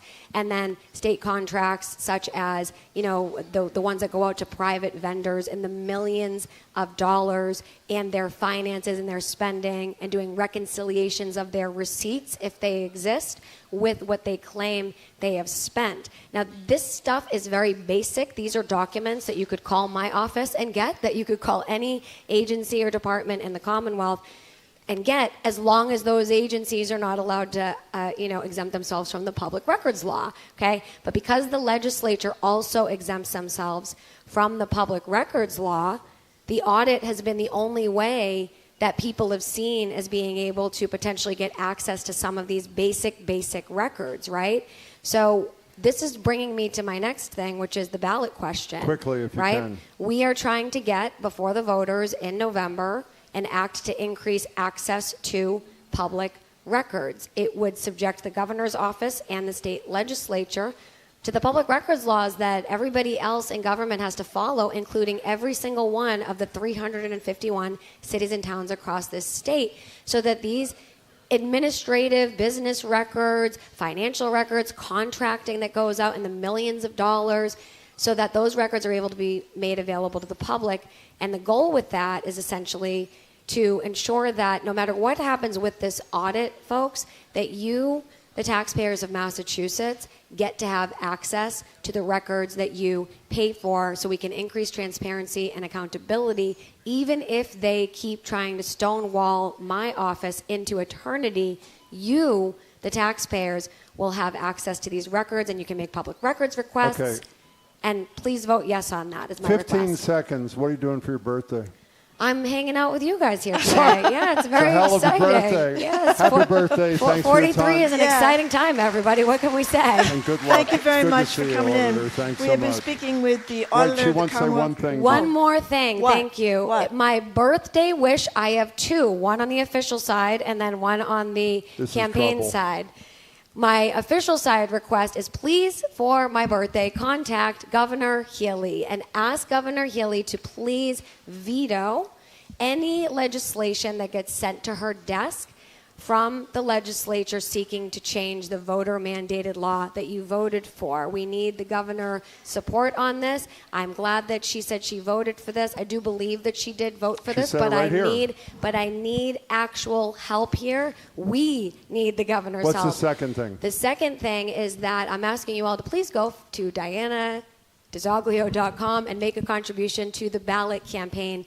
We still have to fund this ballot campaign. It costs a lot of money, friends, okay? I cannot do this alone. I took a significant chunk out of my campaign account, donated it to this, but this is for all of us. This isn't about my campaign.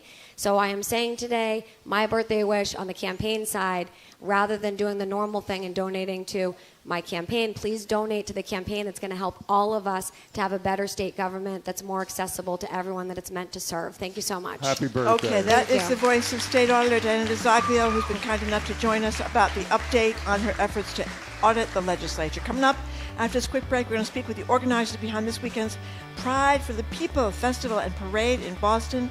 I'm Marjorie Egan. He's Jim Browdy. Listen to BPR 89.7 GBH, broadcasting live from the Boston Public Library, streaming at youtube.com/GBH News.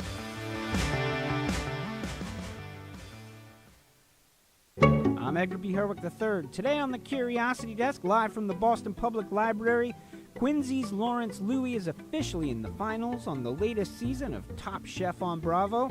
So what's the difference between being a chef in real life and one on reality TV?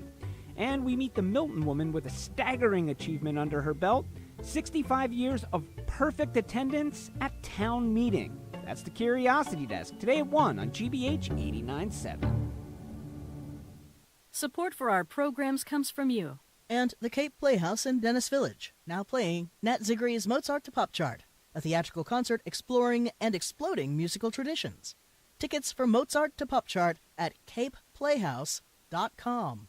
And Newport Mansions, presenting the 30th Annual Newport Flower Show, June 19th through the 21st at Rosecliff Mansion in Newport, Rhode Island, a celebration of seaside floral elegance. Tickets and info at newportmansions.org.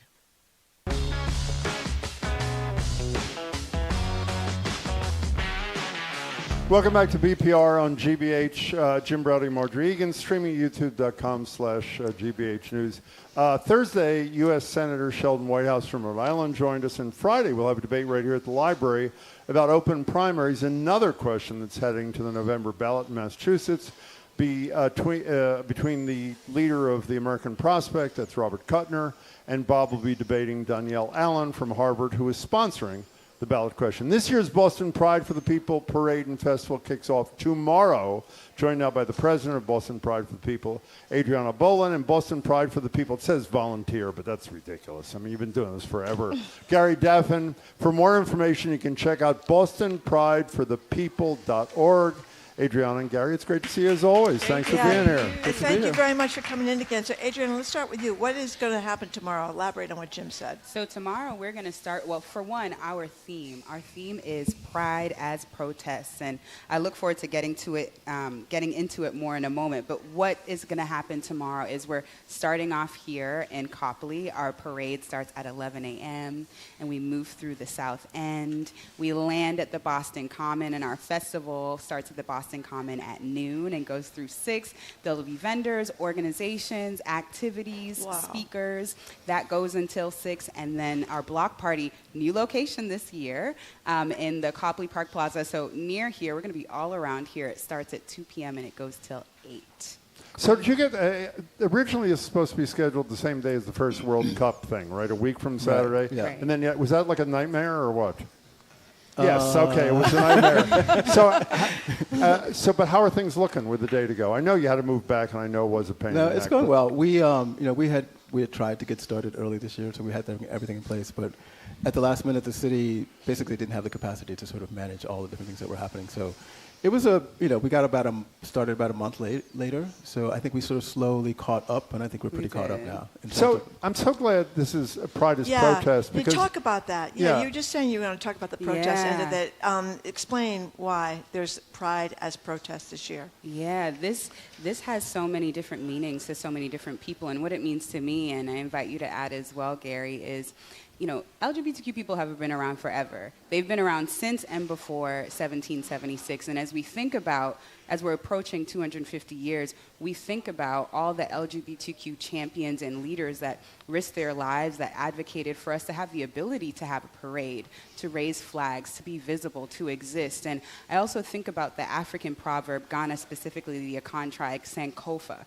When you look back at how you got through the challenging times and you use that knowledge to move forward, and that's what we're going to do now, because there are still work for us to do as LGBTQ people and allies now, and we bring that forward as protests. Our joy, our existence is resistance, and so that is how we're acting in protest. And I wonder, Gary, what you might add to that. No, absolutely the same thing. I think people forget that the United States of America was founded by protest, and it is a fundamental American value to protest the things that you don't think are right. And what people forget is that it is protest that has brought us to be who we are, whether it's women protesting the right to not be owned or the right to have the vote, whether it's black people protesting Jim Crow or trying to get out of slavery, obviously, or people with disabilities, queer people, all people who have something that they think is not right. Protest is a fundamental American value, and one of the things that we're protesting is the fact that some people don't seem to think that that is true. And that the notion that you don't have the right to protest, you don't have the right to have your voice heard, and that the First Amendment does not exist. When you say some people, I think we know who you might be talking about. Adrian, every time you leave here, every year we're talking to you, you are one of the most positive people in a sea of crap. I'm serious. I mean that as a compliment. You're incredible, and it inspires me too. But it seems to me almost everybody who you're representing tomorrow and represent all year long are the people at the top of the list of Donald Trump whose rights they want to, eviscerate, essentially. Does that cause the average person who feels under assault to want to go and do this? I know you want them to. Yeah. Or is it so overwhelming that you really almost literally or figuratively, I don't want to get out of bed and have to think about this stuff. You know what I mean? There's a spectrum, and there's power in being able to own what you need. If you are like, this is debilitating, I can't, my body needs this, that's an act of protest. To be able to take on that autonomy, that power, and to say, look, that's good for y'all, and the way I'm going to protest is going to stay at home in bed and what I need, and others are going to be like, I'm going to dance in the streets, and others are going to say, I'm going to actively, directly speak out and protest this right now. There's a spectrum of how you can protest, and people have the power to choose that, and harnessing and owning that power is protest. You know, there was some controversy a couple of years back. I think corporations that were involved, and they were, you know, supporting war and Israel and all that kind of stuff. Is that all settled now? Is that done? I mean, in terms of tomorrow, not in terms of the world. Yeah, you know? yeah. There was disagreement among different groups that were in Pride Month, but I think that's over. Or am I wrong? I think there's still a lot of people who are, you know, firmly resolved to keep in that fight. I think what happened the first year was that people wanted us to take a position in the early days when we were saying, look, obviously we have certain values, but we're a place for everybody to have a voice. Yeah. And as long as you are respectful, as long as you don't use hate language, you're welcome to be here. I mean, we are, as we say this year, Pride is a protest for whatever you're protesting, including protesting us. And I think in a zeal to sort of make the case, some people made the case too fast about certain companies, about us, about other things. And, you know, I think that has resolved in the sense of people have figured out that, you know, we're not fascist, we're not pro-genocide, we're not, you know, it's like we're led by people of color. It's like we know what we know what oppression is. So it's a little bit odd to be saying that. I had one woman in the parade the first year, she walked up to me, it's a young woman, white woman, who was 22, and she said to me, you have blood on your hands. And I was like, what on earth are you talking about? Like, I am a 60-year-old black man from Alabama who's queer, been through a lot, and I have been a feminist since I was born. And, you know, I think we have to take time to sort of make sure we understand where people are coming from, and not make assumptions about people because they haven't said what you want them to say or haven't said something exactly the way you want them to say it. And that's about that particular issue, but it's sort of a broad issue. It's where we are in the country. It's that everybody wants to be on their opposites, on their polar side. At the so you're talking a big tent kind of thing. Yeah. Yeah. You know, you two are so grown up. I mean, why can't I be like this? No, I mean it. I really, it's very healthy and good. Mm-hmm. End where we started. Tell people again where they go to get information, where they show up tomorrow, what the whole logistical detail is. Yes, bp4tp.org or bostonprideforthepeople.org. We are meeting again. Our parade starts in Copley and at 11 a.m., so look out for us there. The festival is at noon. The festival is at Boston Common. The block party is in Copley Park Plaza this year, starting at 2 p.m. Come out. There's something for everyone. And also, just be out in the city if you want to be out in the city. There's so much going on. So I know we're talking about the parade and festival, but just there are so many events going on. Yeah. Just tap in wherever you feel in. It's going to be beautiful tomorrow, too. Yeah, great weather. Great weather. Thank you so much. Congratulations. Wait. Oh, yes. Oh, thank you very much. So well. Thank you, This guys. is great. Look at this.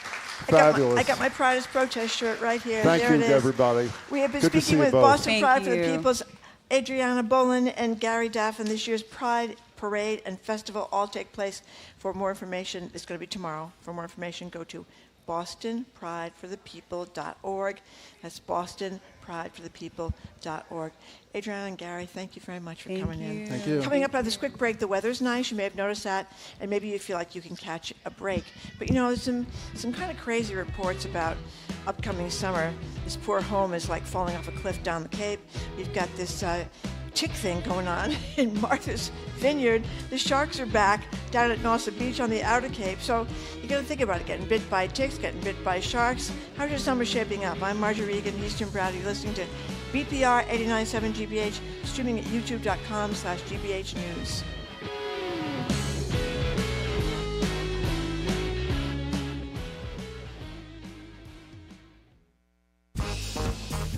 This week on Under the Radar with Callie Crossley, just in time for a season of bare faces to the sun and toes in the sand, summer reading recommendations from 3 local librarians.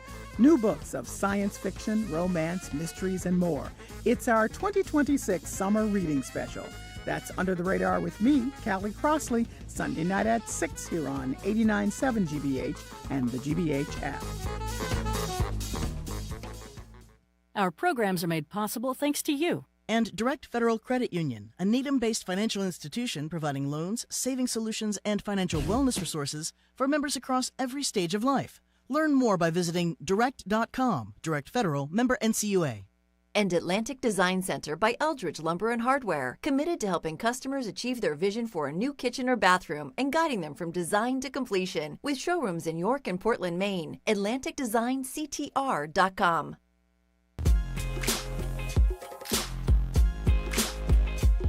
Welcome back to BPR 89.7 GBH. Marjorie Egan, Jim Browdy, streaming at youtube.com/GBH News. We should say at 1 o'clock today, Curiosity Desk is live at the library.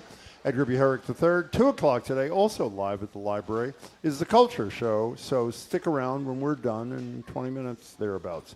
With temps in the 90s, we're thinking about summer vacation plans. How nice would it be to just sit on the beach somewhere, soak up the sun? But is the state of the world dampening your summer plans? We don't even mean the state of the world a la Trump, because we promised a Trump-free content today. We mean that essentially, what was the story of that article in the New Yorker? The age of enshittification. That is what it is. Sharks are back on the Cape. They're back in the Cape. Houses continue to fall into the ocean. Yeah, poor Eastham. They're taking that you see down. That photograph? Yeah, because the erosion's so bad. The houses that aren't falling into the sea, there's flesh-eating bacteria welcoming people. I think in the Hamptons. That's in the Hamptons. I won't be going there. No. And we mentioned the horrid tick season, I think on the Vineyard. Oh, my God. It's causing so many complications of people's diets, meat and dairy allergies or something like that. The restaurants, this is true, and bakeries on the Vineyard are offering more and more vegan alternatives. The number is 877-301-8970. Call or text about your summer plans. And part of your summer plans is if you're concerned about the flesh-eating bacteria or the ticks or the sharks or your house falling into the ocean. How are you dealing with that kind of thing and continuing to have fun? Or are you just saying, I'm going to hunker down in a heavily air-conditioned room until, I don't know, October? 877-301-8970. Did you ever hear about dusty sharks until this morning? Apparently dusty sharks have had a renaissance down there. They were almost extinct. Yeah, they're almost extinct, 12 feet long. They've been compared to the great white. They also eat seals, which means they could possibly bite you. You got to be careful. I love when you go to the beaches down on the Cape Cod National Seashore now, where they have the picture of the shark. It's really welcoming to see this big shark as you walk there. And when I've been there since this shark infestation, I go up to about my ankles in the water. I don't really go in the water. You know what they now have in Wellfleet, in addition to the shark? They have a picture of a person standing there with no skin on their leg. That's for the flesh-eating bacteria. Oh, yeah. That's in the Hamptons. You know, that's a possibility. Yeah, there was a big story in Vanity Fair about this, that in front of many of these very beautiful big houses, where people spend a lot of money for these houses, they may not be able to swim there because of this flesh-eating bacteria. But it's not going to get you. The odds are good. Are you nervous about this stuff? Because you're a fairly nervous person. By the way, I should just say about the flesh-eating bacteria, some people think it's overblown, the story. And one of the residents up there in one of these nice houses at the Hamptons says as long as he has his Perrier, he's not concerned at all about the flesh-eating bacteria. Besides that, he has a pool, so he doesn't have to worry about swimming in the water. You know who doesn't think it's exaggerated? People who've had their flesh eaten. That's who don't think it's exaggerated. I'm freaked out about the, and I'd be interested in people that go to Martha's Vineyard, to live in Martha's Vineyard, to visit there in the summer. I'm a little freaked out about the Lone Star tick. You know, that you can't, if you get bitten by the Lone Star tick. That's the one you can't eat meat or dairy after that? Yeah, meat or dairy. So as you said before, they have to have vegan. Have adjusted all the, I mean, it's kind of taken off. This is a climate change thing, by the way. They used to be mostly in the south, and now they've worked their way north. And pretty soon they're going to work their way right across the water, and they'll be on Cape Cod, working their way right up Route 3 to Boston, Jim. 877-301-8970. It's summer plans. You want to be upbeat about that. That's fine. We just want to know how you're confronting some of these stories. You know, the house thing. Didn't the guy the house that was about to fall in. Oh. Didn't he buy it for almost nothing because Yeah. he wanted people who were ill to go there and enjoy it or his something? name is David Moot. They haven't been able to find him, but he bought this house in $400,000, right? Yeah, that's right. Which is, I mean, it would be a Couple of million couple dollars, million yeah. dollars because it's a beautiful house on the water in East Ham. But he said he bought it even though it wasn't going to last long because he thought it'd be great to have at least. He always dreamed of having a house on the ocean, and this was going to be his house on the But ocean. I thought it was for terminally ill people. He was going to give them a week or what something. he was also going to do, very generous man, is he said he was going to let people who are very, very sick come stay That's at pretty the great. house by the week at these very reduced rates, maybe even for free, I'm not sure, because they would have a chance to look at the ocean for a whole week. Yeah. So they haven't been able to reach this guy, but what they've had to do is the erosion went from 100 feet up from the I know, house I saw it. to 25 I feet know. from the house in 10 years, and now it's so close to the house that they have to move it. I guess they have to dismantle it in part because of the septic system. They don't want that to What's his name again? David Moot. You know why they haven't been able to get in touch with him? Why not? Dusty Shark. That's the. By the way, when they say those stories about in the Globe story, it says it's rare a human attack. Can I tell you, you have a lake. Don't where you swim with food. I know That you is have the a lake. advice, or near the well, seals. you are the food is the problem. Yeah, that's right. You have a well, lake. Sharks don't really like you. Do you go in the ocean on the Cape, or you only do the lake? Well, it's interesting. The national seashore side of the Cape is where the sharks are. I know. The other side of the Cape, they've not had any sharks yet, so I'm not nervous about going in the water there. Ocean. I go up to my ankle. Yeah. With that. No, I'm well, serious. you go down there where the sharks I are, do. Jim. The Outer Cape. Anchorman. No, Anchorman down. It's not I'm funny. not a baby. I'm a man. Well, I'm an anchor man. I was. I'm That's not right. really anymore. That's what but Jim I was told the when shark. I was younger. Didn't work that well. Chris Hey, in Shrewsbury. Hi, you are Chris. first on BPR. Welcome to the show. Hi. Hi, Jim and Marjorie, longtime listeners since the days that you followed Severino. Oh, yes. That was a while ago. Well, thank you. It's very kind of you. What's up?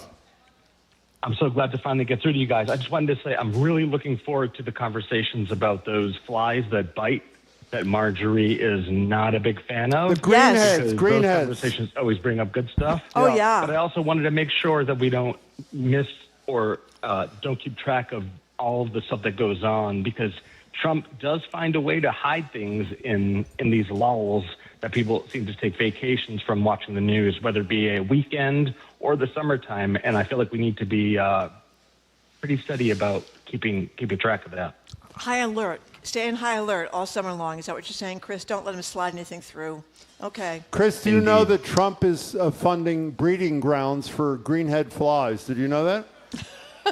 I'm sure Marjorie knows that. Yeah, I might be okay with that if they're going to feed them to some other animal, like those Like elephants Stephen that Miller. eat 'em. Yeah. Exactly. Yeah. Hey, Chris, thanks for the call. We appreciate it. One of our staff wants to know if the ticks are next to the seagulls that are eating everybody's food at the restaurant. We forgot to mention No, that. but seagulls they're not Well, they're not dangerous. gonna- they're The not worst gonna- they no. do is take your hot dog. I Yeah. mean, it's not. They're not going to hurt Now, you. somebody says the alpha-gal tick is already in Rhode Island.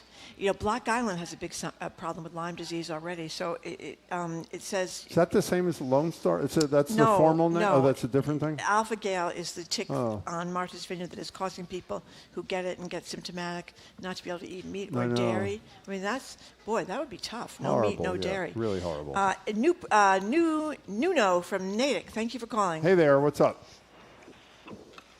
Wow, first-time caller, long-time listener. We Thank love that. you. Thank you. Very kind. What's up? Marjorie, I heard you pronounce Alpha Gale on the radio this morning, and I decided I had to call in and teach you how to pronounce it. Oh, please. go right It's ahead. What is it? Alpha Gal. Oh, Gal? alpha-gal. It's alpha-gal. Okay, thank you. It's short for galactose. It's a sugar molecule on the cells of mammals, but it's a really long name to pronounce, and everyone calls it Alpha Gal for short. But I heard you pronounce it Alpha Gale, and I'm like, I have to call and see if I can get through it. How about pronounce it. how about the Lone Star tick? People call it that too, right? You just told me it wasn't the same thing. I just asked you that 2 seconds ago. Is it the same thing? Is it the same thing? I don't know. Well, Hey, I don't know. We'll Nuno, ask you, Nuno. Nuno. Is it the same thing? Alpha Gal and the Lone Star tick? I am a microbiologist by training, but I am not a biologist by trade right now, so I couldn't tell you exactly the tick that carries it, et cetera. But it is obviously a big problem and encroaching more and more because it's not. Now, Nuno, wait, I want to ask around Nuno a question. You said you're a long-time listener, first-time caller. Did you ever think in your wildest dreams the first call you'd ever get through to the show would be to correct the pronunciation of the alpha gal, whatever it is? Did you ever think that? No, but probably most of my friends would say it'd be totally on brand for me. Hey, it's on we're brand glad for you me. called. Call us again soon, Nuno. Please. Thank you for the call. It's on brand for me, too. I mean, how many things do I I mispronounce? didn't. I mispronounced it, too. A lot of things How I do you pronounce mispronounce. flesh-eating bacteria? I think I got that. You know how to Flesh-eating do that? bacteria. Okay. We're all set with that one. 877-301-8970 we is have the number. a Aren't you text worried, from by the way? Excuse Jamestown, me. Rhode Island. This is the second person from Rhode Island. What'd they say? They're saying this Lone Star chick. They're saying it's the same thing. That's a texter. I'm not sure. I think it is the same thing. It's alpha-gal syndrome, which is the allergy from the Lone Star. Oh, good. Okay. So weren't you saying last year and the year before that another fear you had, the cyno, whatever the hell? Oh, cyanobacteria. Yeah, what's that? Oh, that's yeah. Well, in Nantucket, they banned a lot of people from fertilizing too much near the water because I thought of you said the cyanobacteria. Cape there was an issue. Well, too. there is. It's shut down. It's shut down all sorts of kettle ponds. Those very deep, Yeah. small ponds. It's from a combination of things. It's from the water getting hotter. It's from septic tanks because they've realized they're trying to sewer down the Cape because they realize septic tanks are causing such pollution problems. That's the problem out in the Hamptons with the flesh-eating bacteria because so many people have moved there in the last 60 years, out into the Hamptons. And then after the pandemic, when people moved to get out of the city and stuff like that, so all those septic tanks and fertilizing near the water and the heat of the water, that's cyanobacteria. It means you can't. Your dog could could die really if you let the dog in the water with that. It's really awful, and you can't swim in the water if it's really bad. Does it kill ticks?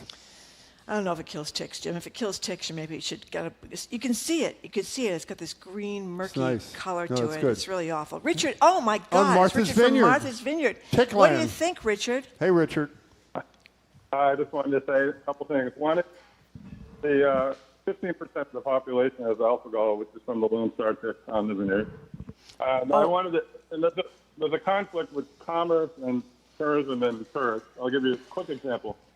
When I was working yesterday outside, out in the state where a house was about to be rented, the people showed up, and we started to talk to them about the various ticks. They never heard of the Lone Star tick. They never heard of alpha-gal. They don't know anything about, we have these ticks that are small as a period and on the near time when they're in their infancy, whatever.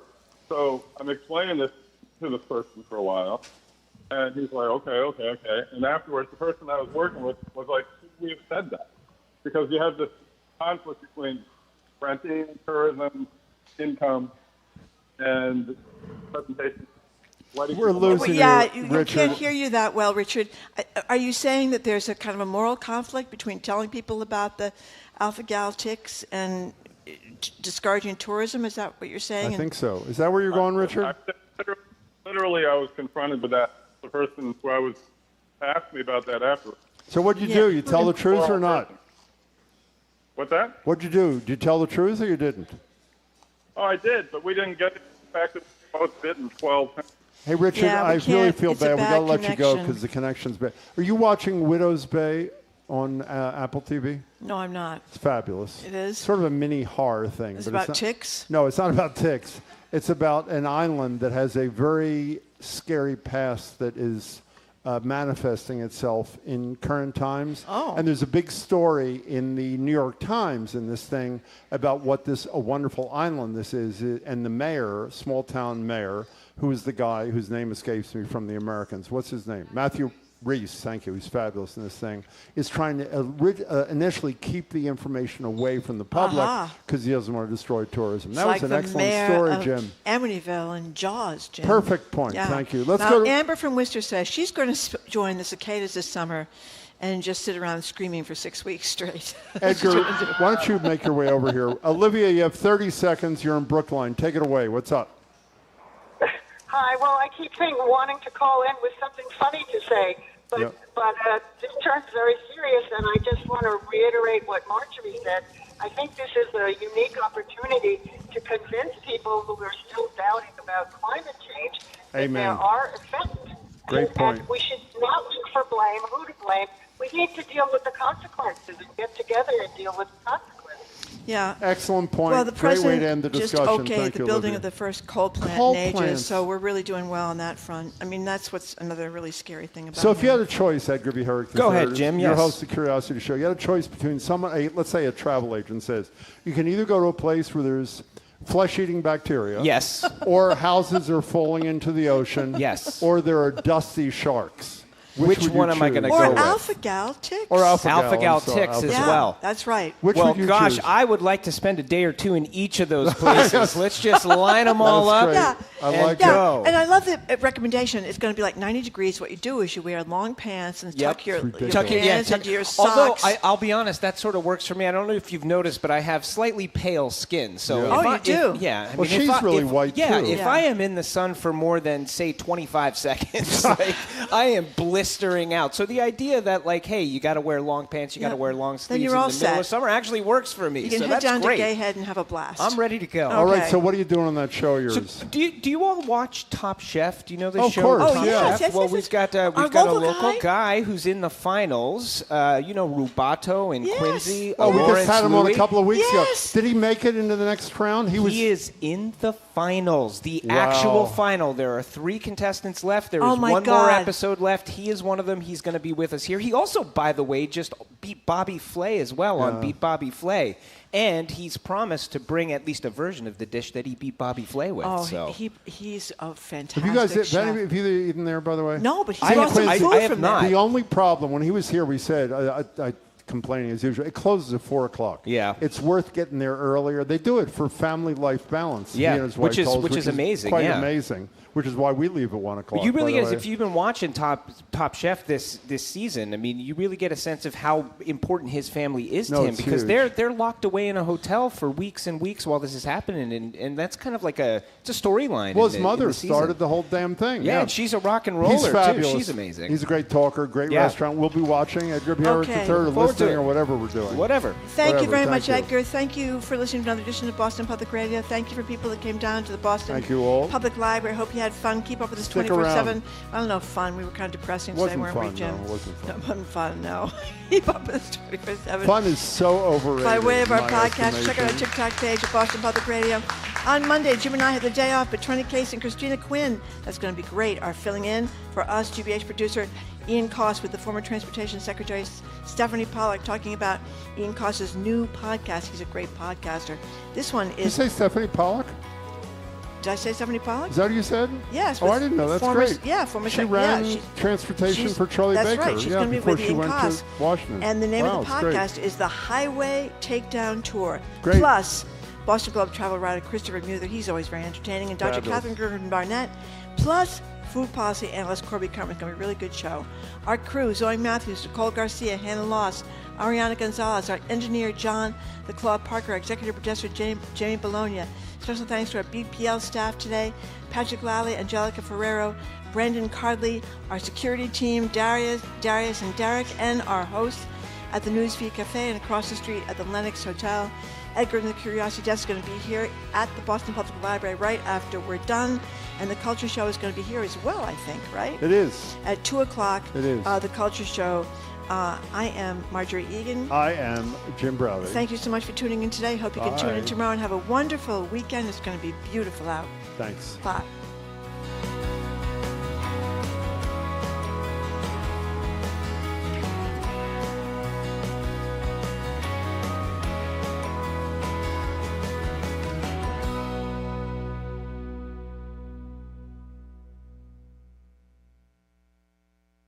From the stories of centuries past to discoveries that will define our future, How Did We Get Here's how-tos and more.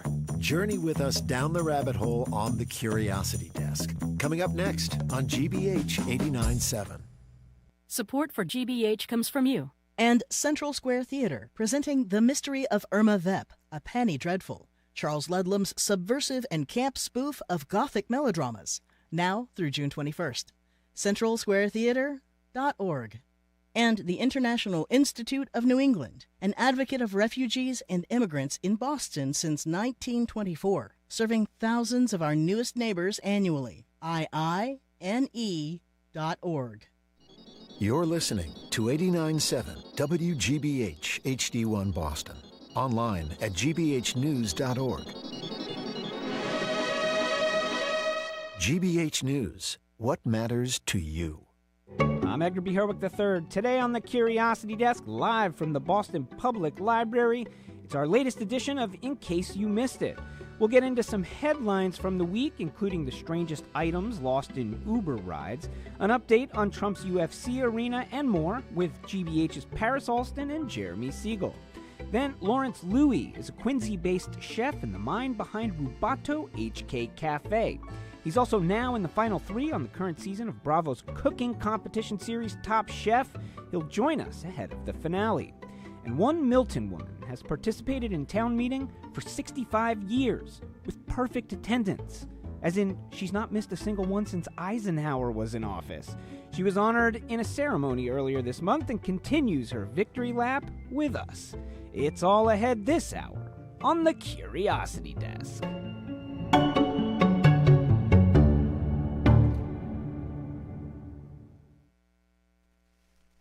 Live from NPR News, I'm Lakshmi Singh. The latest big jobs numbers are far beyond the growth economists expected for the month of May. 172,000 added to payrolls, double the projections, according to today's labor market report. However, purchasing power is still tight, and while the unemployment rate remains low at 4.3%, economists such as Diane Swank note long-term unemployment spanning several months is still a major concern. We also see new college grads still having a very elevated level of unemployment. In fact, the most recent data we have for April suggests that they're running at an unemployment rate that's consistent with sort of 2013, which was still struggling to emerge from the global financial crisis. More than 4 million Americans have lost food assistance benefits from the SNAP program since last year.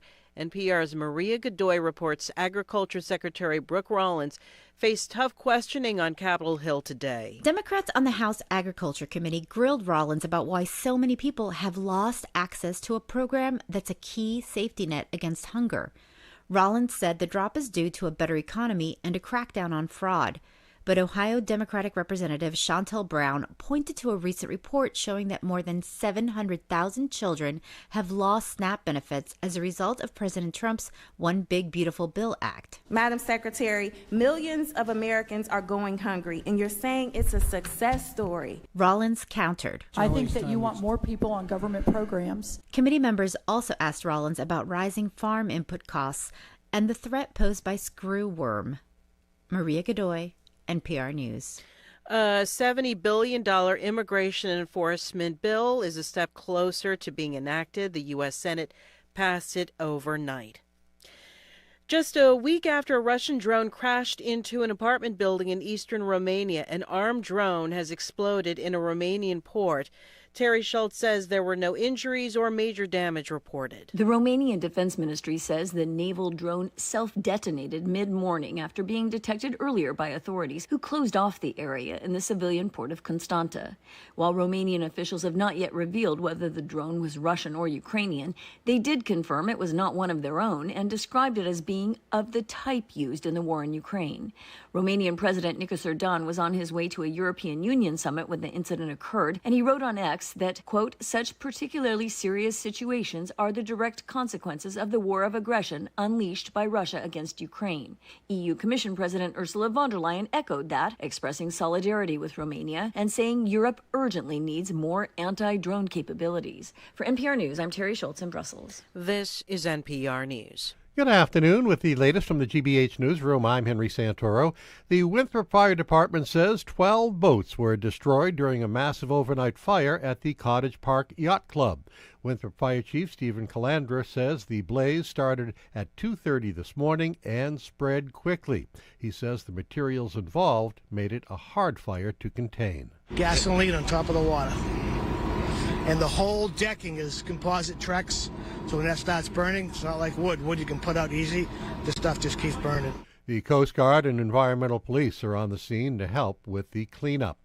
The Atlantic horseshoe crab could become the official invertebrate of Massachusetts. There's one bill among 16 others looking to create more state symbols under review this legislative session by state lawmakers. Horseshoe crabs are iconic on Cape shores, and through their population has been in decline, they are used as bait and their blood is used for medical testing. The Cape Cod Times reports, reporting also under review, American lobster is being proposed as the official crustacean of Massachusetts. How you go along with that? In sports, the Red Sox are in the Bronx this weekend for a series with the Yankees. The NBA Finals continue tonight, New York at San Antonio, and it's the men's semifinals day at Roland Garros. Sasha Zverev is in the finals. In the forecast, another hazy, hot and Henry day today, sunny and low 90s, more of the same for tomorrow, and then scattered showers near 80 on Sunday. 86 in Boston right now. This is GBH News. Support for NPR comes from NPR stations. Other contributors include Fisher Investments. As a fiduciary, Fisher Investments is obligated to act in their client's interest. Learn more at FisherInvestments.com. Investing in securities involves the risk of loss. This is NPR.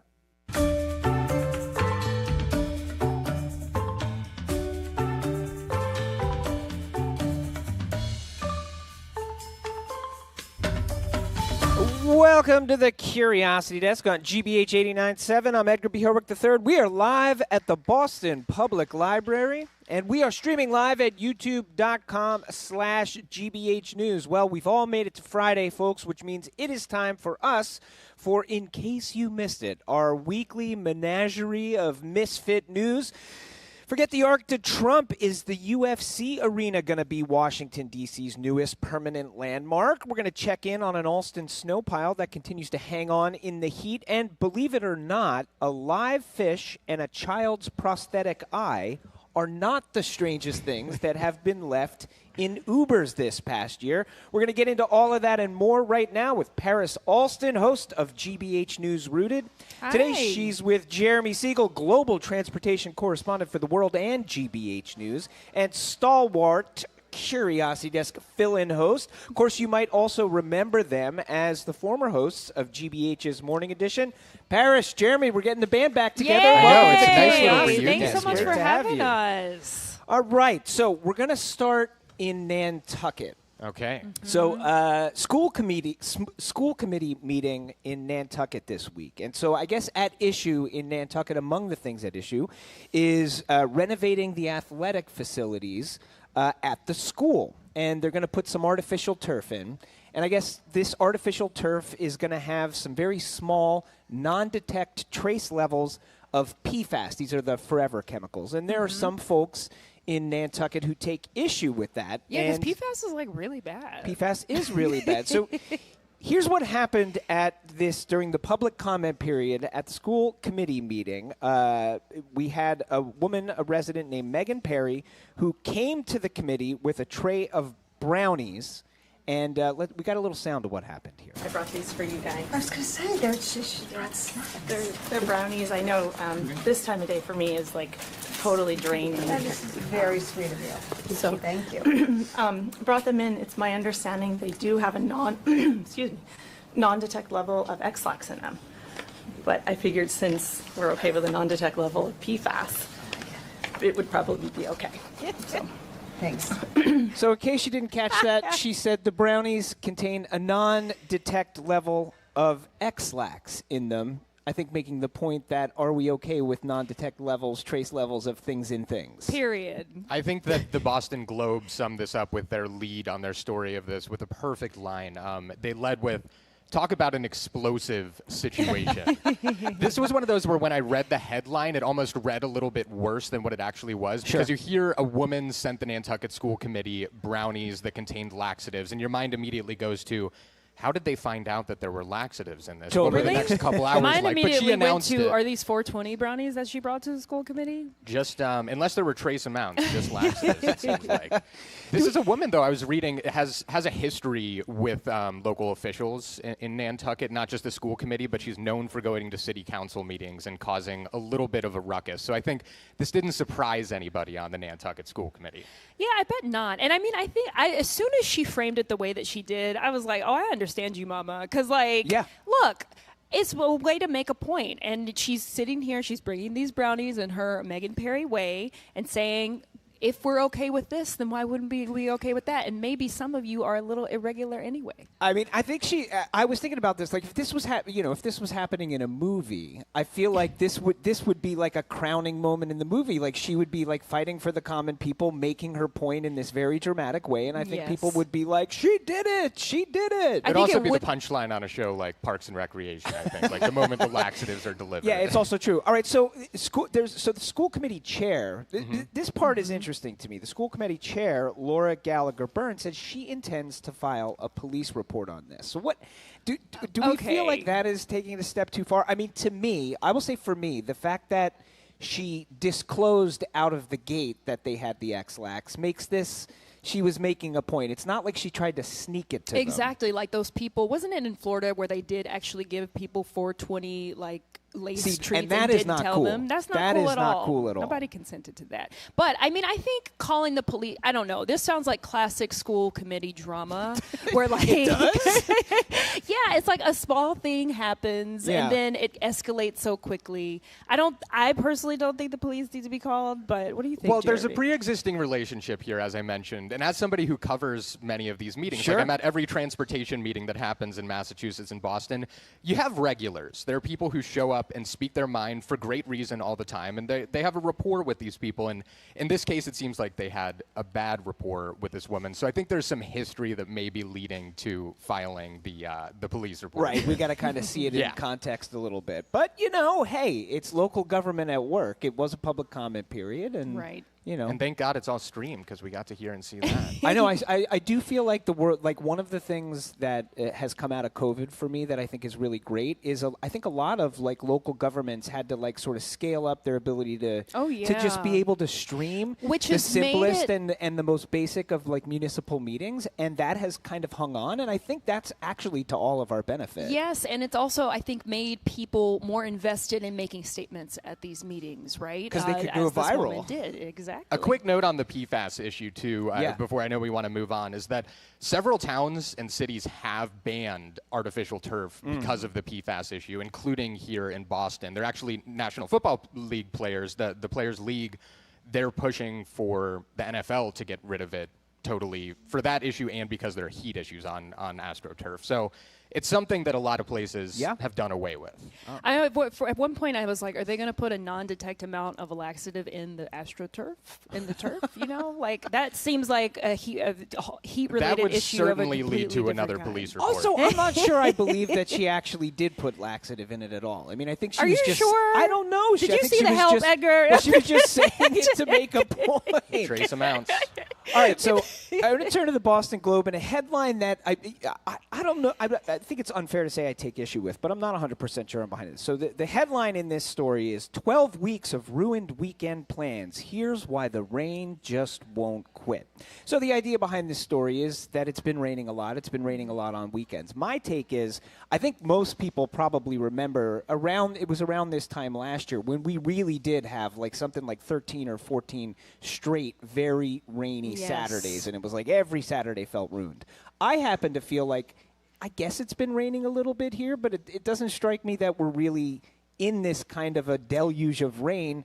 It feels like it's just something we're trying to make happen. What's your take here? I think they're getting a little bit selective with the way that we're saying our weekends are ruined by rain because the stat, I believe, is that it's been 12 to 14 weeks where there's been some rain 12 on out the of weekend. 14, there's been some rain at some point in the that weekend. could mean anything. But I have to say, one, as the parent of a very young daughter who has a birthday party that's being held outside this weekend, I've been watching this weather forecast like a hawk, and I have my fingers eternally crossed that it's not going to be raining tomorrow. And also, I do think when you're a family going out to events, like I went to Porch Fest in Somerville a couple weekends ago, it rained for the vast majority of that and day. It was cold that Saturday. It was kind of cold, and it just made it's not as fun. This is the time of year when outdoor events are starting. We all want to get outside, and rain is a bummer. It is, but rain is a part of life. I agree. Like I agree. in order to have sunshine, you must have rain. And the other thing is, a friend once told me a quote that someone told her is like, "There's no bad weather. There's just bad weather preparation." I like that. So I know people who are planning outdoor events, and they're like, "We got to have the tents in order in case it rains," right? And I'll give you a story. I was at the Atlanta Jazz Festival a couple weeks ago, and it was terribly rainy. Yeah. And it was in Piedmont Park, so the ground was really muddy. It was disgusting. But people were still out because they wanted to hear the jazz music. They had their tents, they had their umbrellas, they had the rain jackets. It's not ideal, but when you consider the fact that year after year we're seeing higher and longer instances of drought, right? I'm kind of grateful for the rain, and it makes the vegetation look really nice. I mean, that's the other thing. Like if folks listen to GBH, we hear our own Dave Epstein. He's been banging away about the fact that we're in a drought here. We've been in a drought here, so we kind of need the rain. Well, that's one of the tricky parts I think about this slight rain weekend is that we're not getting enough to get us out of the drought. Yeah. So it's sort of enough to ruin your weekend plans, but it's not enough to solve Jeremy's the problems. like, I need a little more rain for this You're to be like, worth just not it. on this average. Here's the other thing I'll say. So average days with precipitation in an average April, May, and June in the Boston area. 13 days of precipitation in April, 12 in May, 12 in June. So that's closing in on half of the days on average. We'll have some rain this time of year. So the other thing is, to me, the idea that every year you're going to be like, what's a story? The rain. It's like, no, it's raining exactly as much as it always rains. It's called spring and early summer. It's called this time Yeah. of year. Yes, exactly. Well, let's stay on weather, and we look back to what was, I think, in fairness, a pretty snowy winter. Ultimately, we had that incredible storm. And in Alston, there's a pile of snow that was built up by all of the clearing of the snow through the winter. That is apparently still hanging on right now. It is not yet fully melted. This is in your wheel. You're the transportation guy, Jeremy. I reported on the creation of these snow piles earlier this year after these huge snowstorms happened, and went with the crew as they were going out and shoveling snow in Boston, in Cambridge, and Somerville, and then using trucks to build these up. When you're at one of these actual snow pile facilities, it's like being next to a mountain, but the mountain is snow. And then the interesting piece of this, that's part of the reason that it's still around, is it's not just snow, it's a lot of trash. When it snows a lot, there's a lot of stuff out on the road. So there were like chairs, there was garbage inside of there. And at this point, I think the reason that some of these snow piles are still around is because there's so much dirt and trash coating the outer layer of the snow that it's kind of insulating it. Yeah, I mean, I drive by this particular pile on my commute to work most days when I go that way. It's one of the ways I can get to work. And unless somebody said to you, "This is a snow pile," you would have no idea that is a pile of snow. Yeah, it looks like a construction just site. like a It just landfill. looks like dirt. It literally just looks like a pile and it of dirt. almost makes me want. In my deepest Taurus Earth Song heart, I wish there was a way for this to just be a really glorious compost pile. But then it would be like, okay, we are all in it together. But I don't know, Jeremy. You'd have to tell us: is there any benefit to having snow stick around so long? No, there's no benefit as far as I know. I think the benefit is derived from the fact that they actually have a plan to get the snow off the streets and not do something like push it into the river, which has gone poorly in the past. And how was it? I mean, back in 2015, right? Weren't they? They didn't get rid of that snow until July 14th. So there was a huge pile in the seaport in that 2015 year, and it lasted until July 14th. And speaking of trash in that, there was reportedly 80 tons of garbage left over on that pile in 2015. Do you know what they did with the I trash? suppose they put it in the trash bin. I mean, I don't know, but one interesting piece of this is that that was in 2015. Boston and Cambridge have expanded their number of snow pile sites so that they're able to spread it out a little bit more. better. So this probably won't last until July 15th. That said, I was talking with the workers there on the night that they were building it up during the huge snowstorm. They were all placing bets on when it's gonna melt, and one of them did say something. I think he said July 6th, which was his birthday. So I'm holding out hope that I'm gonna make a prediction now. Okay, it's let's gonna hear it. happen on the 4th of July. America 250. Oh the my snow goes goodness. away With on the 4th of 250 July tons of here trash with 250 Wouldn't that tons be of trash poetic? left over, including a copy of the Declaration of Independence somehow thrown in there. All right, so speaking of the Declaration of Independence, although it was formulated in Philadelphia, of course. The capital here in the U.S. today is Washington, D.C., And news this week that Trump, who is President Trump, who is putting on a UFC event in Washington right off the White House, he's sort of said, as the structure has gone up, he's like, it looks very beautiful. Maybe we're going to keep it here permanently. The idea of this UFC that ugly arena, looking thing. Possibly.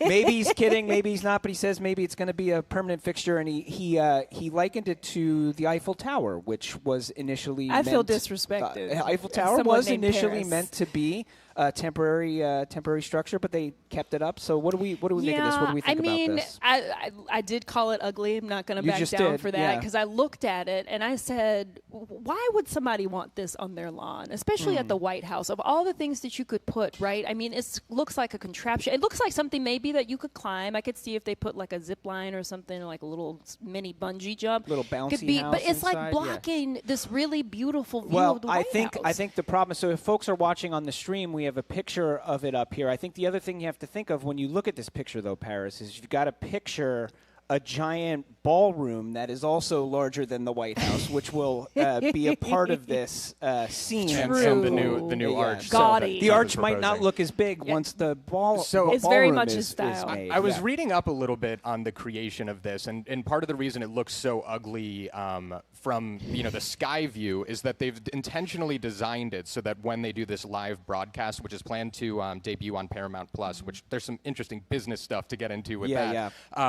They designed it so that while it broadcasts, you have as clear as possible of a view of the White House. So when you're watching the stream, you're not going to see any of that. You're just going to see it's a made-for-TV fighting, situation, which is an odd, new, and it almost seems like a joke. Like when this was first announced, I thought it was a joke. Then it seemed real. I was actually reading that the event was that this was going to happen. And actually, so Craig Bersari, who's the chief content officer of the UFC, he says when Dana White, who is the head of UFC, initially mentioned this idea and the idea that the White House was in support of it, he didn't believe it. So the highest ups at UFC also thought this was a joke, and now what felt really like a joke is wild. truly coming to fruition. Well, what do we make in general of the event, of the fact that it's happening at all? I mean, I think it's interesting, right? Like, I think it is an attempt to add a patriotic flair to the White House and to the sport. I think it's interesting that it's also happening during FIFA, right? During the World Cup. Which seems, I don't know, it kind of seems, it does seem like counter-programming. And I think this is maybe something that the Trump administration wouldn't admit, but subversively would do intentionally. As a journalist, I don't want to get into the politics of it exactly, but I mean, there's a history here. Trump had a big relationship with WWE. Absolutely. It helped catapult him in front of lots of blue-collar voters. Then this will also potentially be huge business for Paramount Plus and their parent company, TKO Group, which Ari Emanuel is the CEO of. They're putting all of the cash behind this. So this isn't being funded by American taxpayers. It's going to cost millions of dollars. I think $30 million is what they're going to be paying for this. And they don't think they're going to make money off of the event itself, but this is a big gambit to essentially get people to subscribe to Paramount Plus. But I can't help but think, right, when we think about the relationship between Paramount and everything that's happened recently with CBS and the Trump administration, I'm not saying anybody's getting a kickback. That's not, but I think in this day and age, it's a question worth asking. All right, in I guess more fun news, folks might have missed this headline. Uber has released something they've been doing every year, their list of lost and found items for the last year. So, this is something they've been doing for a while. They sort of give this list with all of these items that are either typically left in Ubers or also strange and unusual ones that have been left in Ubers. I think this is super fun. It's hilarious, and we've all been in this situation where we've left something in an Uber. Totally. At least you know somebody who has, and you're like, how do I get this thing back when I don't have this person's phone number? The items on this list just like run the gamut. Meat slicer, grass, literal grass, a live fish, a mannequin, 2 trees, 420 donuts, The one that got Who's me, carting this and stuff I wasn't around? sure, like, back to my earlier point, I was like, was that 420 or was it 420 donuts? Anyway, it's Friday. 420. You know what type of time I'm on. But anyway, Yeah. I also was really struck by the dishwasher. Yeah, That's the dishwasher is crazy. absolutely insane. The other one was, and myself and our producer Rachel Armani both sort of misunderstood this, but one of the items is George Washington Hospital discharge papers. And I was like, You wait thought a these minute. were a historical I was like, artifact? wait a minute, is this like a historical document? When was George Washington in a hospital? Did they have like Oh my discharge papers God. then? And then I realized it's just somebody was at George Washington Hospital And got and just discharged. left their discharge papers. 2 wedding gowns somebody left, 20 pounds of duck sausage. I mean, these are things that you have presumably put a good chunk Yeah. of change into. And I was A actually textured reading... photo with a rhinestone picture of Jesus. Also very nice. Interesting. And left. I think we should point out one of the reasons, one of the reasons why Uber kind of puts this out into the world, at least this year, with a little bit more fanfare, I think, that they have than they have in the past, is they're rolling out a new thing where it's like they're going to have a lost and found feature where you can basically go into your app and hit a button if you've lost something and call the Uber rider back. That is only rolling out in a couple of markets. They hope to get the whole thing out next year, but Massachusetts is one of the markets. That's good to hear, because it's really difficult to get something back from Uber. I was reading a thread that an Uber driver posted on Reddit where he described the best way to get it back. And basically what he said is, be nice to this driver if you get in touch with them, offer them cash, and offer to meet them where they are. So it's a convoluted Yes. process if you ever try to say, I'm missing something. It's difficult, and you have to like go to the drivers themselves, and they Yeah. have no reason necessarily to give it To back. give it back. you. I had to do this before, and I remember this is when I hadn't been in Boston super long, and so I was like going into Somerville, had no idea where I was, trying to go find this Uber driver who had, I think it was a cell phone at the time, and Yeah. I'm like, what in the world am I supposed to be doing? And thankfully I got it back, but like Jeremy said, you never know, right? If your Uber driver just so happens to be having a bad day or isn't trying to like mess with you that day and trying to help you out, you might not get your stuff back. Well, we are just about out of time, but really quick, I just want to get your take on one other item that we're not really going to have time to get into, but, you know, the world of energy drinks have exploded. Oh, and my all kinds of Lord. brands and branding and celebrity endorsements around energy drinks. But the big one right now is apparently there's a number of energy drinks out there that are Jesus themed. Yes, which is why I said, oh, my Lord.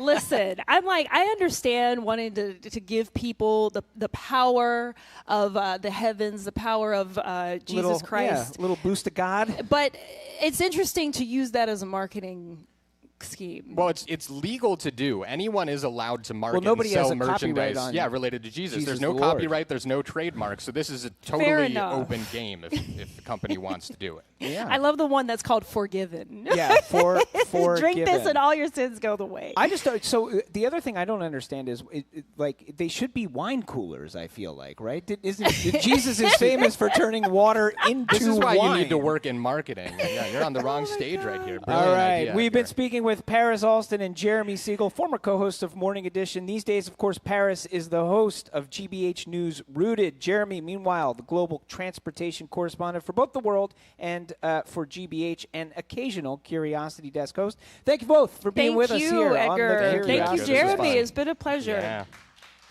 Yeah. Jeremy is going to be co-hosting the Culture Show at 2 o'clock. So if you want more Jeremy, stick around here. He will be with Callie and the gang for the Culture Show. That's right after us at 2 o'clock. Up next, this Monday, is the season finale of Top Chef on Bravo. One local finalist tells us how he stayed sane over 2 months of producer-mandated isolation. Didn't realize how good I had it. I'm the Edgar B. Herwick III. This is the Curiosity Desk. Don't go anywhere.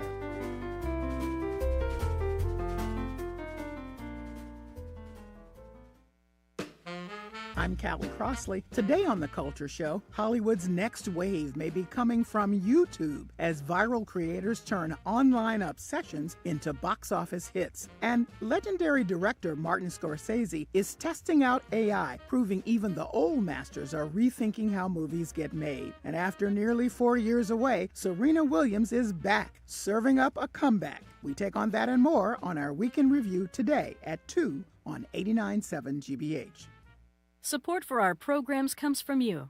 And the Cape Playhouse in Dennis Village, now playing Nat Zigri's Mozart to Pop Chart, a theatrical concert exploring and exploding musical traditions. Tickets from Mozart to Pop Chart at capeplayhouse.com. And Maine Maritime Museum, offering oyster-tasting cruises throughout the summer. Visitors can learn about aquaculture from Maine's oyster farmers and experience freshly shucked oysters. MaineMaritimeMuseum.org.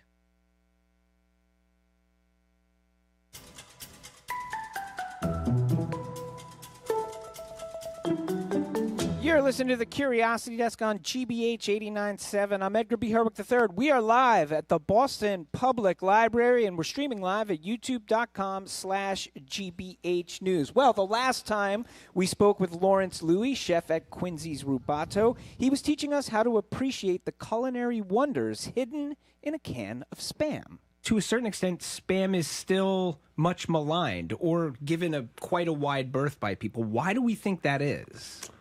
I mean, it's gross. Shortly after that segment aired, Lawrence would go on to get national recognition as one of 15 contestants on season 23 of Bravo's Top Chef. Well, he is still in the hunt. They are down to 3 chefs, including Lawrence. The season finale airs this Monday. Here's a little of Lawrence in last week's episode. I remember when we all first came in here, and it was like a party in this room. Oh my God. And there's like a group here, a group here. Yeah. Earlier in the competition, there's always this feeling of if I lose and I get to go see my family, at least, I gave it a shot. We've gone too far for that. Are we gonna bring it in? There's almost this overwhelming sense that I have to make it to the finale. Top 4! This is actually the most pressure I've ever felt. And because filming wrapped up months ago, Lawrence, I'm sure, is going to be able to tell us exactly what's going to happen on Monday and whether or not he has won. But if that's not in the cards, we can certainly find out what it's like on the other side of the cameras, being on a show as intense and widely watched as Top Chef.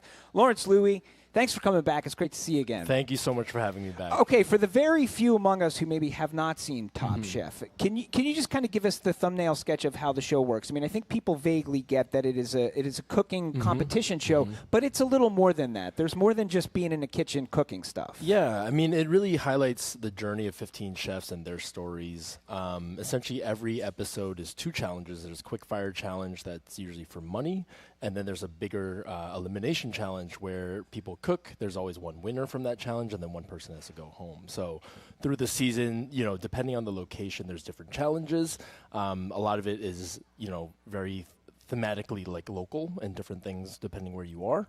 And then, one person goes home every week until there's one left. Is it nerve-wracking as it's happening? I mean, of course, I think being on TV is and being in competition every day is like such a, it's a stressful thing. But I think, you get used to it. And I think once you're in it and you're doing it with these 14 other chefs, then, you kind of get used to it over time. Yeah. Yeah. So as we point out, the finale airs Monday, but you already know what happens. How hard has it been to keep your mouth shut? And how do they make sure you do? Yeah. I mean, several NDAs.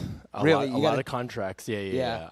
And you kind of gear up to it. So I think, when after you wrap up filming, it all happens. You know the results. You were, I was there. And then, you have to keep it a secret until they announce it. And then they're like, okay, like now you can say where you were for the last 2 months. Yeah. And then so you're on Top Chef, blah, blah, blah, blah. And then as each episode goes, you just kind of learn to stay in the moment and just like enjoy each week as it goes. Yeah. But yeah, there's always, the closer we get to the finale, the more people are kind of like, have you been hearing a lot of people like reaching out and being like, come on, tell me. It's just me. Of course. It's just me. You can tell me. Yeah. It's just, I won't say anything, but I think we'll wait a couple more days. And then all can be revealed to the world, and we can, celebrate or cry together. So tell us a little bit more what filming was like, because, it seems to me like, to a certain extent, this experience is a bit like being in a sequestered jury. Like you and this group of chefs are like, as you say, depending on the location. In this case, you're in the Carolinas. That's been the theme of this season. So you're in the Carolinas in a hotel with 15 strangers, essentially, at the beginning. and that's it. Are you totally locked away? Do you not like what's that all like? Yeah, I mean I'll say this: production's great to us. I think it's not like prison or anything like that. But I think secrecy is their currency, and I think they rely on that because it's reality TV. Obviously the excitement builds around you don't know what's going to happen next. So you're in a hotel. Everyone has their own room. There's some common areas where you can share.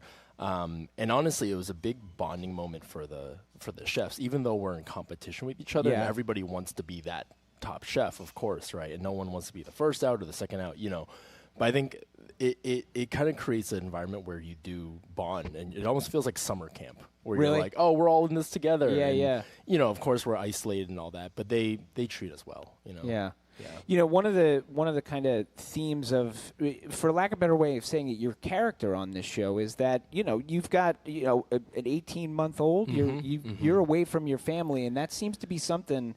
At least the character that you are in this show, that you're really grappling with that. I mean, was that as tough as it seems like it was? It was so easy. No, I'm kidding. No, that was honestly being away from the family was. That was the hardest part. It was, yes, competition, all those things, you expect that, and you can prepare for that, and you can practice, you can do all these things. Yeah. Cooking is, the cooking part of it. But I think the being away from family, we had an 18-month-old, he's 2 years old now, and not seeing my wife. And, we got to talk to each other, like, once a week in the beginning, and then it became more frequent as there's less chefs and stuff like that. But that was honestly, like, the emotional, labor and the emotional strain that it takes on you, that's really the hardest part of that journey, is to navigate that while trying to be 100% for the competition. Yeah. How about the learning piece of it? I mean, just like did you go to places that you had never been before? Were you exposed to ingredients that you hadn't used before? Just the other chefs being there with different kind of backgrounds and maybe different styles. Like, is it like kind of, you say summer camp, but is it also sort of like kind of being in the lab a little bit? Oh, totally. I mean, the other chefs, we were all very, I don't know about the other seasons, but it felt unique that we were very generous with our information. So there's a lot of, like, even during the challenges, I think there's certain chefs that were very knowledgeable and they knew just like everything. Like, there's one chef named Seeger, and he was an encyclopedia. Yeah. And so it'd be like, I'd be in the middle of a challenge. I'm like, Seeger, I'm dehydrating apricots. Like, what temperature and how long? And he'll have an answer. Wow. And so we'll share those kind of things because I think everyone was just supportive. And it's a good vibe. And I think being in the Carolinas, you do, like, there's a lot of, like, we did a whole hog challenge, which is just like, it's such a unique situational thing. It's not like none of us except for two really like cooked a whole hog before. Yeah. So it's a lot of adapting and just pivoting and just figuring it out as you go, and very much chef. Like that's what you have to do as a chef as you go in your kitchens and all that. So. Had you spent much time in the Carolinas before this? No, never. I mean, this was when they announced, we found out what the location was at the same time the public did. Oh, so like fascinating. Yeah, so we got casted, and I was like, okay, so where we're going? And they're like, you'll find out in a couple weeks. And then they announced. And what were you like, hoping Instagram. for, like in your head? I mean, obviously, I was like, yo, take me to Hong Kong. Yeah. Like, take me, because they had their first, I think, international season last year. Yeah. And so that was like, oh. You're like, oh, it could be anywhere. Yeah. Bring me to like Guangzhou, China. Like, I'll crush it there. And so. I was like, everyone's like Hawaii, all these other, and like, they're like the Carolinas. Yeah, exactly. And I'm like, okay, cool. What's there, But it was fun. We did a lot of cool stuff. Yeah, you talk about family. Your mother, for people who don't know, is an actual rock icon in the Boston scene. What was her reaction when she heard you were going to be on Top Chef? I mean, she's a first generation Chinese immigrant, so she. It's like every time I tell her I'm going to be on TV, I'm doing this show kind of thing, she's like, yeah, cool. Yeah, like, do your thing. And so I'm like, all right, I'm gone for like 2 months. I'm going to be doing this thing. And she's like, yeah, cool. Like, no, yeah, do your thing. And then when I got back, I told her about it. She's like, great. And then it's when it was airing and her friends started to come to her. Oh, interesting. And they're like, hey, do you know your son's on this show? And it's like this big show and blah, blah, blah. And she's like, my son's doing that? That's what is that what you're doing? And so she'll like, then she'll start to freak because then she'll have her people come to her and be like, this is a big thing. This is a big deal. And she's like, oh, cool. Hey, this is a big deal for you. I was like, I told you, Mom. Like, like this is what I said. I told you I was going to be gone. This is a big show. But yeah, you know, she's proud. She loves it. So that's awesome. Yeah. Actually, we have a little sound of your of Contempo, your mom group, performing recently as last week. This was the New England Hong Kong Festival in Davis Square. Just because we have an opportunity to play it, we've got to. This is Lawrence's mother, Joyce, on the keys in this clip. Let's have a listen. Yeah.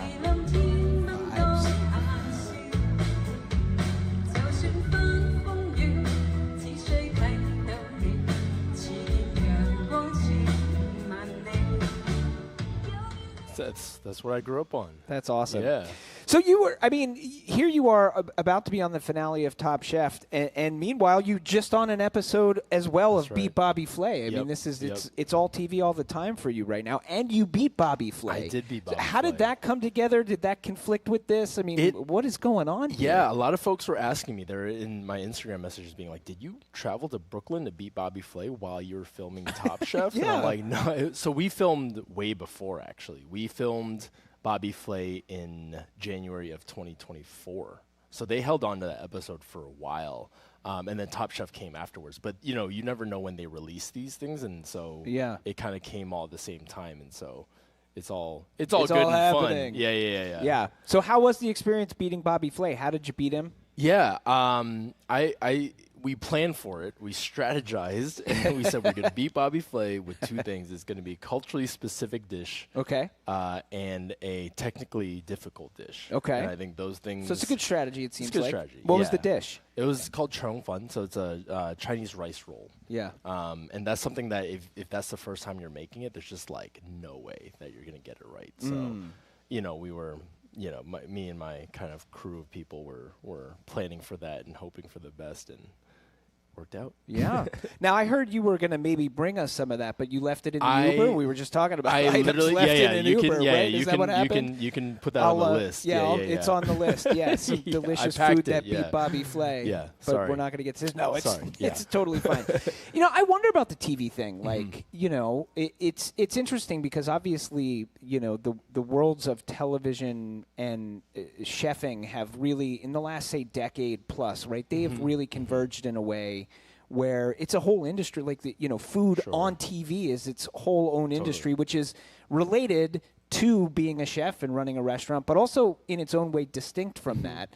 And I wonder, just in general, as somebody like, you know, who is in the food space, is there pressure? Do you feel like you've got to be on TV? Is that sort of part of what you have to do now as a chef to be like, you know what, to be successful, you got to get on TV a couple of times? Yeah, that's a really good question. I mean, I don't think it's necessary. Yeah. I think it definitely helps. I think a lot of it depends on context because, you know, so many restaurants and how people build their businesses are so different and depends on your business model.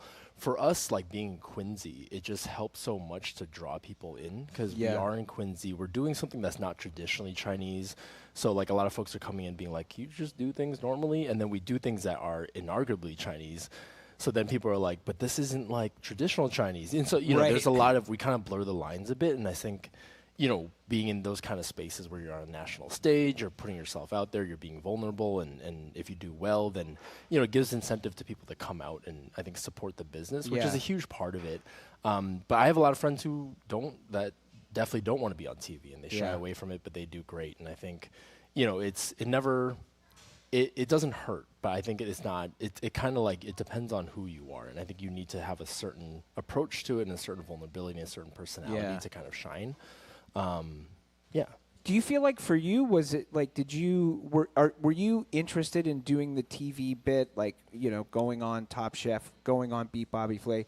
Were you interested in doing that because that itself seemed like fun for you, or were you like, this will be good for the business, so I'll sort of take my medicine and apply? Yeah, not at all. I mean, I had no plans to be a TV chef. Like, it was not like one day we're going to make it on this show kind of thing. Like, I was pretty reluctant to do Top Chef even because it was when they reached out, it was a 6 to 8 week commitment. So they reached out to you? Yeah, they messaged me and was like, do you want to apply? Everyone has to apply, and it's a huge application, and it takes a while. And, you know, it's super exclusive because 15 chefs out of I don't know how many applicants. Sure.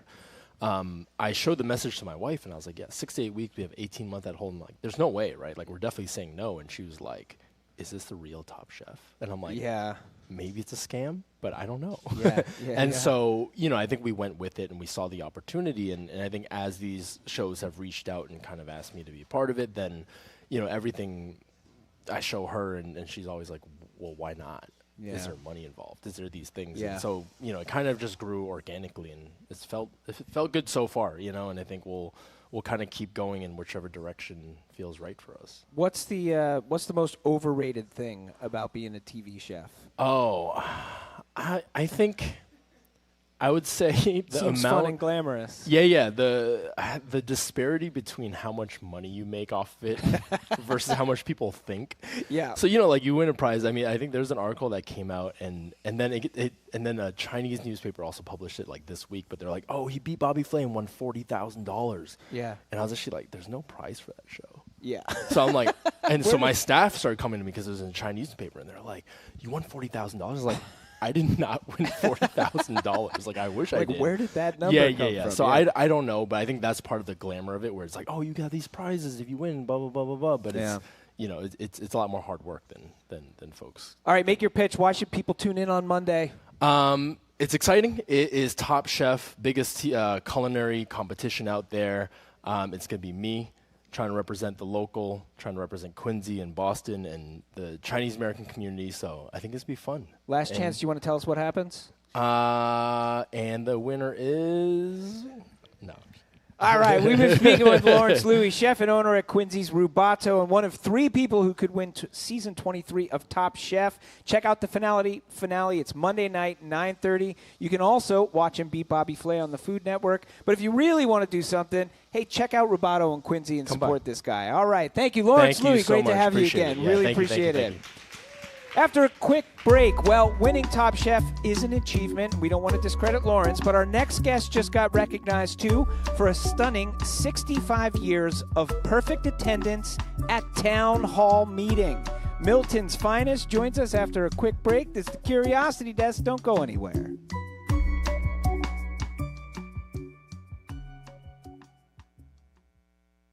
On All Things Considered, you get the big stories. What are you hearing from sources inside the agency? The pressing questions. Congressman, how do you respond to that? And moments of joy to keep you going. It took me a few days. I perfected it. Really? Can I hear that? End your day on a high note with All Things Considered from NPR News. This afternoon at 4 on GBH 89.7. Support for GBH comes from you. And the Lyric Stage, presenting Something Rotten, a side-splitting mashup of 16th century Shakespeare and 21st century musical theater. Now through June 7th at Lyric Stage Boston. Tickets at lyricstage.com. And the University of Rhode Island's College of Business. URI's online Blue MBA blends ocean science, business strategy, and real-world impact. Learn more at uri.edu/BlueMBA.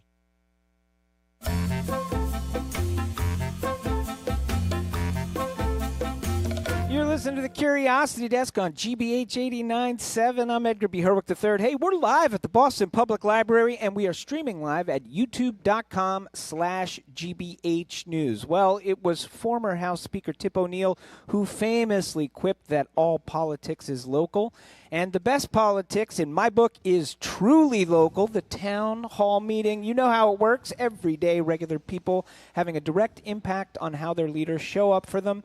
In all, there are 90,837 local governments across America. Last month, one of those 90,837 governments recognized something truly remarkable.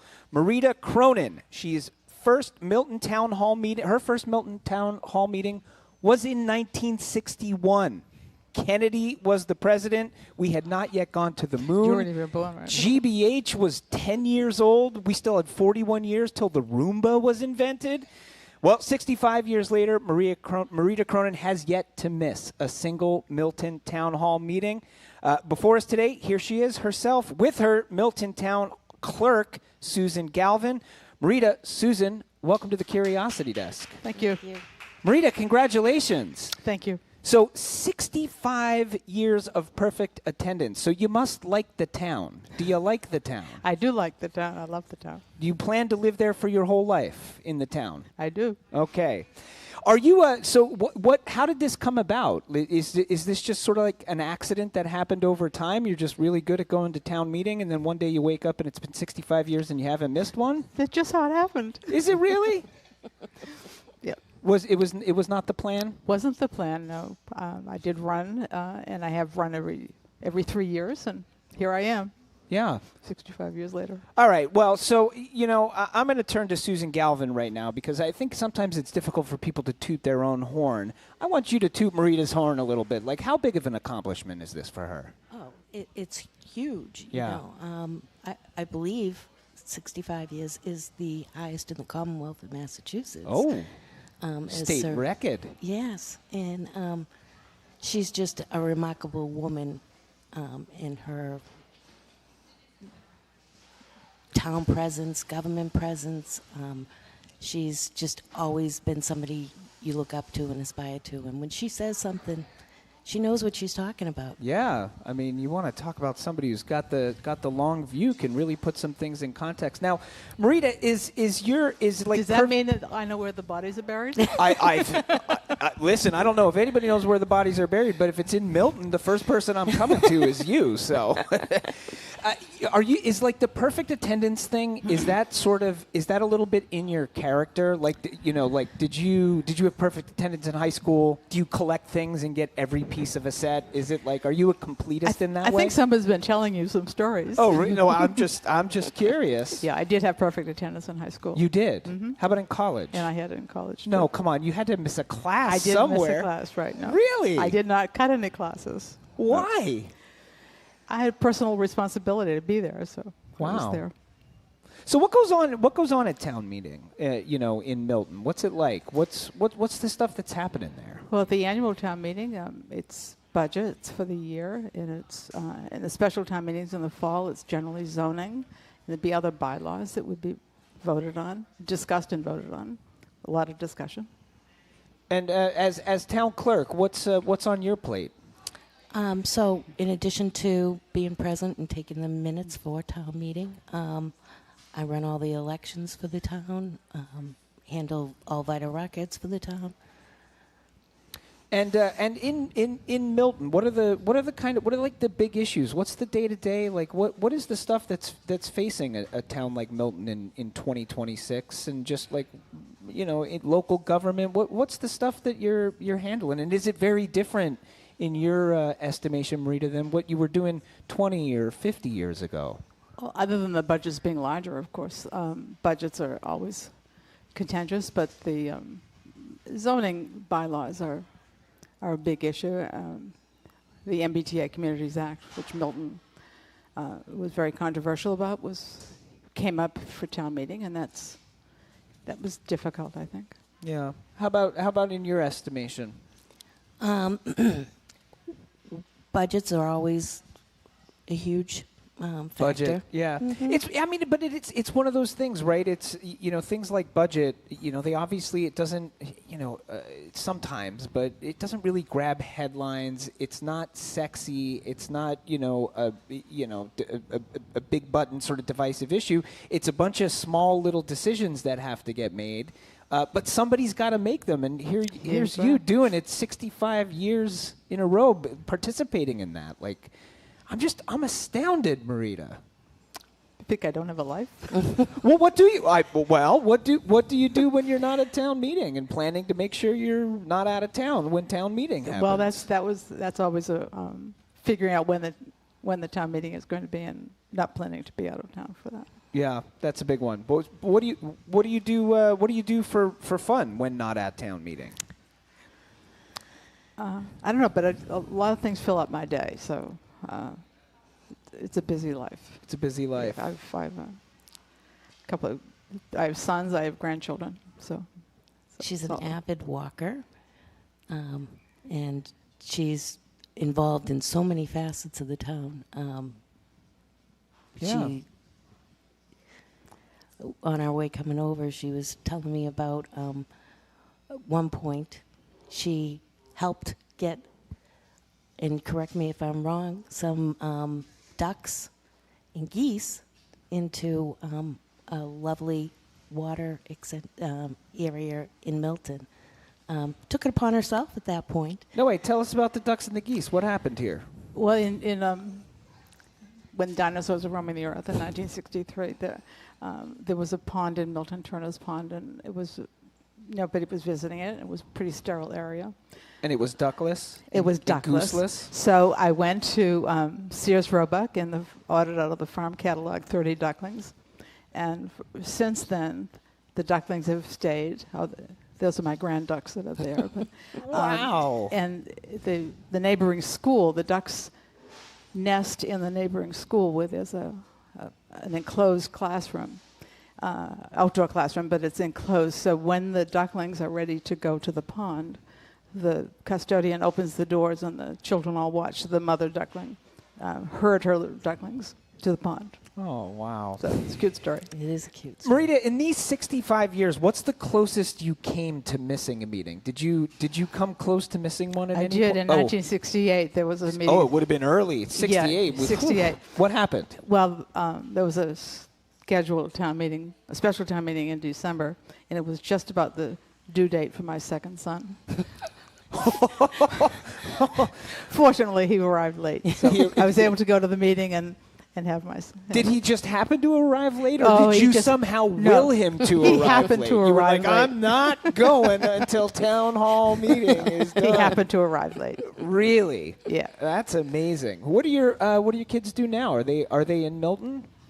One son is in Milton. He just finished 12 years serving on the Board of Assessors. Okay, and now does he come to town meeting every time? Has he ever missed a town meeting? No, he has missed a few town meetings. Okay, yes. well that's not cool. Right, and I have another son who worked for the town of Middletown, Rhode Island. Oh, all right. Do you feel like in the town of Milton that notion of civic participation, which I think for governments like local governments that run in this town meeting style, I think the idea is like, hey, This is about participation. This is something that people can locally participate in their municipal government. Do you think have you watched that over the years? Participation, has it gone up and down and up and down, or is it doing its job, like by keeping people participating? There is a lot of participation in Milton.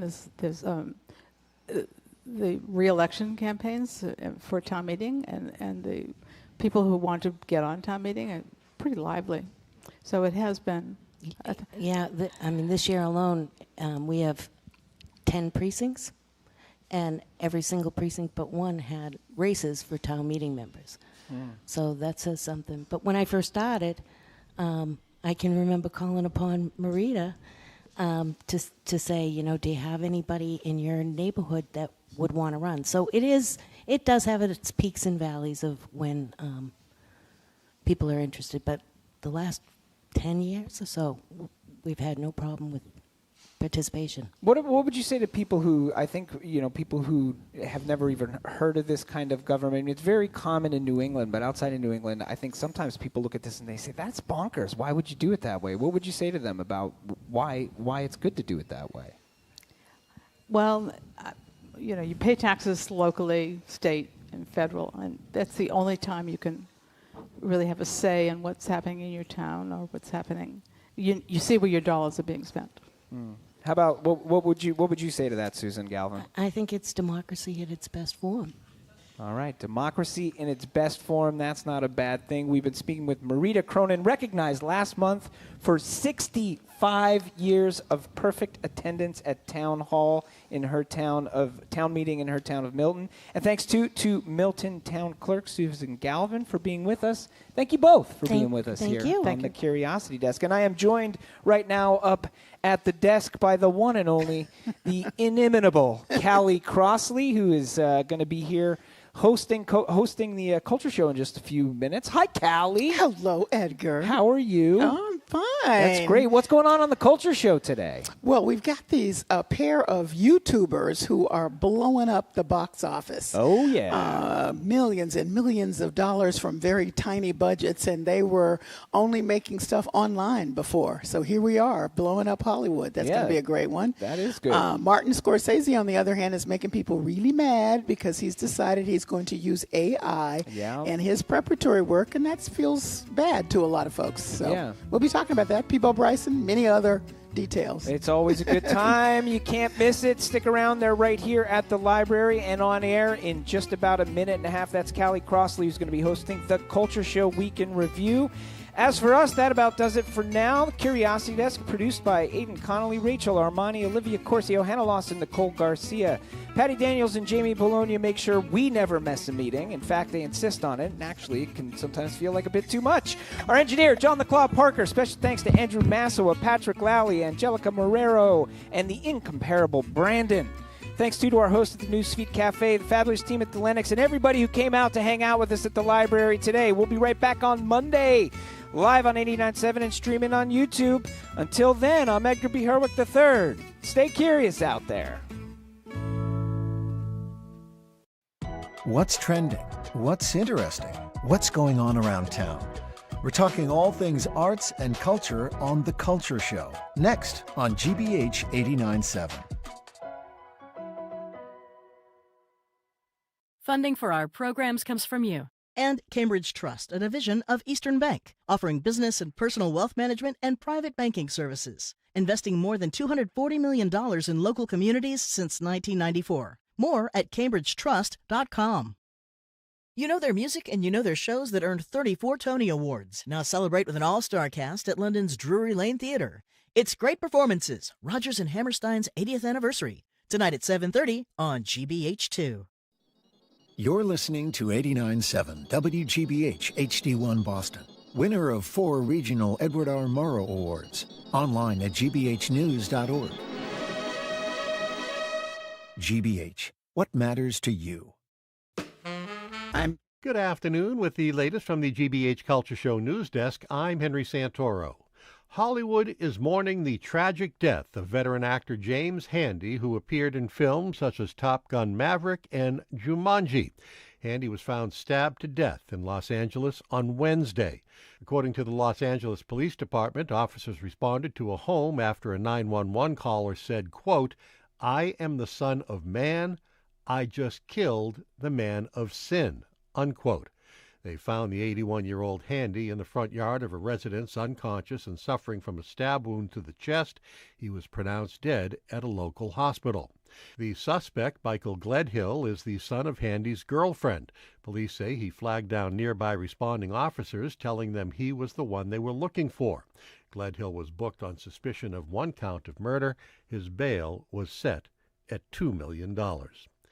And now, on a much more upbeat note, Boston rock legends the Sheila Devant Afternoon Culture Cast. I'm Henry Santoro. Next up, The Culture Show, live at the Boston Public Library.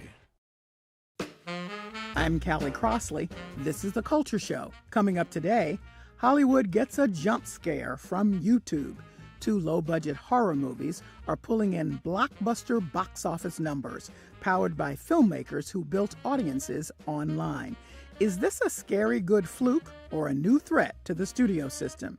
And on the other end of the cinematic spectrum, Martin Scorsese is stepping into the mean streets of artificial intelligence.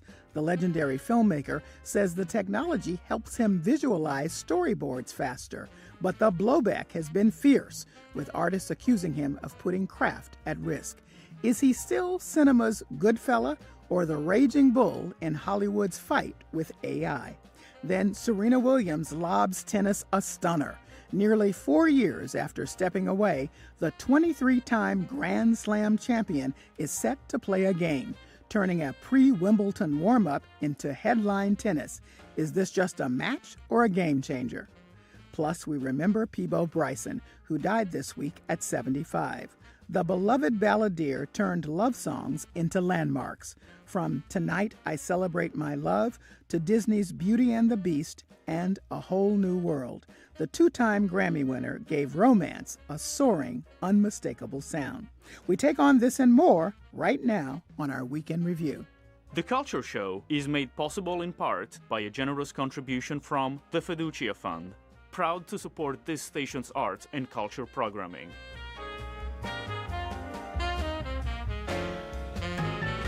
Welcome to the Culture Show, live from the Boston Public Library on 89.7 GBH and streaming on the GBH News YouTube channel. I'm co-host Callie Crossley. And I'm Lisa Simmons. And I'm Jeremy Siegel. We're going over the week's top arts and culture headlines, starting with thinking outside of the box office. YouTubers who built massive audiences online are now turning that loyalty into box office success.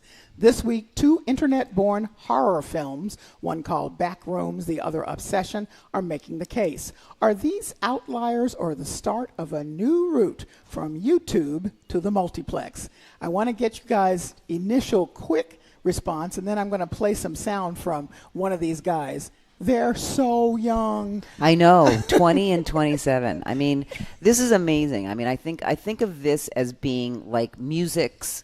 What music did, what YouTube did for music is now YouTube is doing that for film. And I always feel like film sort of like lags behind music a little bit in that respect. And so here we have it. You know, you're finding your next new directors and your next new filmmakers on YouTube. I think it's amazing too because this has been happening as a trend like more and more over the past couple years. There was a film I saw a couple years ago that was directed by a pair of YouTube brothers that came out in 2023. Yes. And it was a horror film. And now we've just seen this wave reach like an apex where this trend has been developing, and it's usually horror where you have people who are experimenting online, trying out fun things, and have a built-in audience. And now we've reached this summer where they're taking down Star Wars movies right now. These are the biggest movies in the country.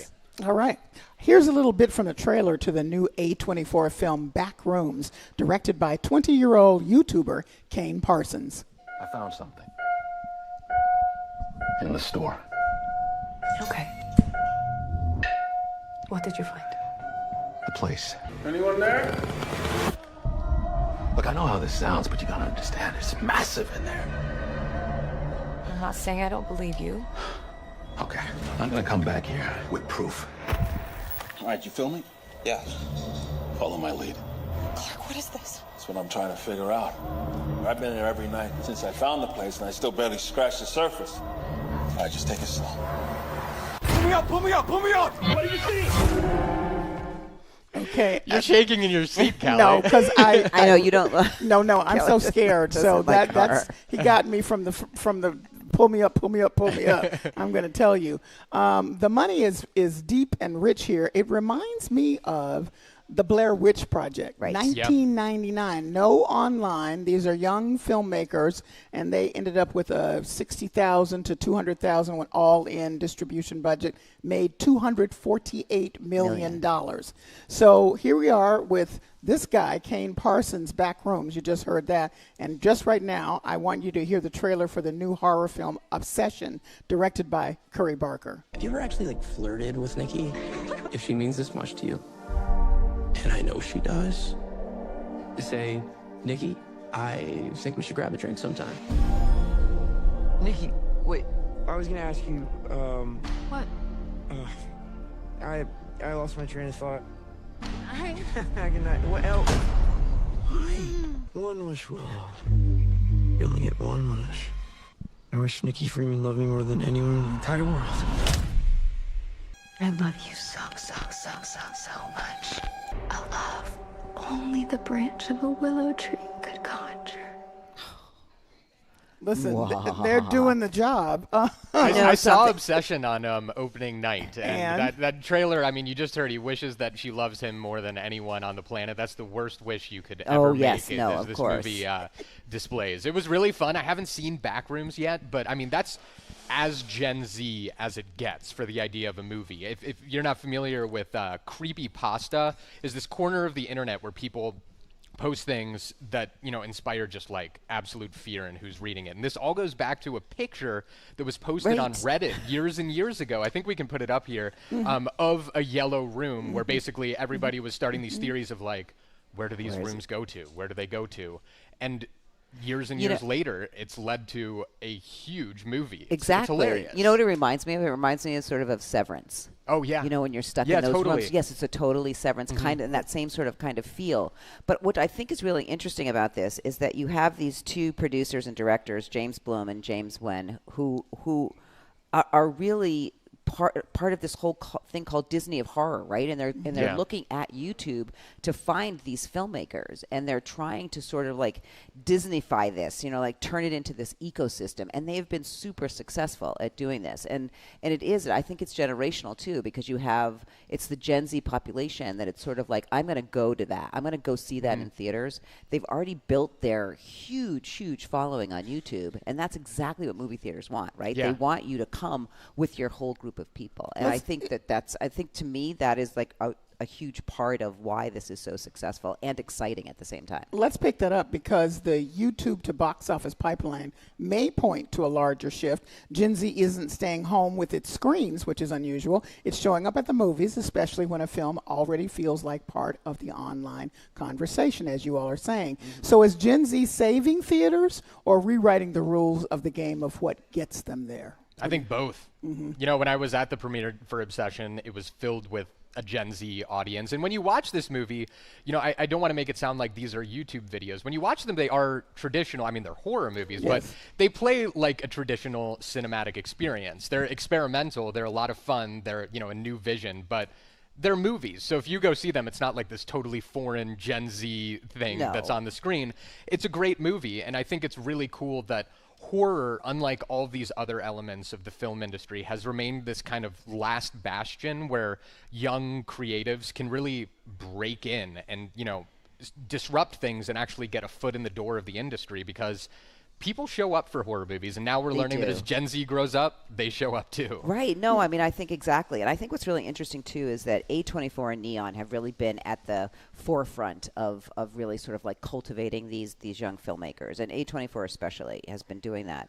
So are they changing the makeup? Are they changing, movie theaters, or are people just now saying, oh, this is what Gen Z wants, and we're actually tuning into what they want, so that we're making things cultural relevant. They want to go to movie theaters and experience something. It's all about experience. So if you can have a film like Minecraft, or you have a film, like Obsession, or like this one here, they're going to go in droves. They're going to TikTok about it. They're going to do it on Instagram. It's a whole experience. And so I think that part of it too is that you are now creating content that this generation that's relevant to this generation. Yeah, in this moment when it's buy-in for this generation, I think is a real blockbuster moment, because we felt it happen, like more than a decade ago with millennial directors like Greta Gerwig or Damien Chazelle of La La Land. You have these people who represented a new generation of filmmakers, and now I think we're starting to see the very beginnings, kind of exciting beginnings, even though it's just horror, of a new generation. And these are the kids that grew up online. Well, this is true. They're native onliners. I want to point out something else,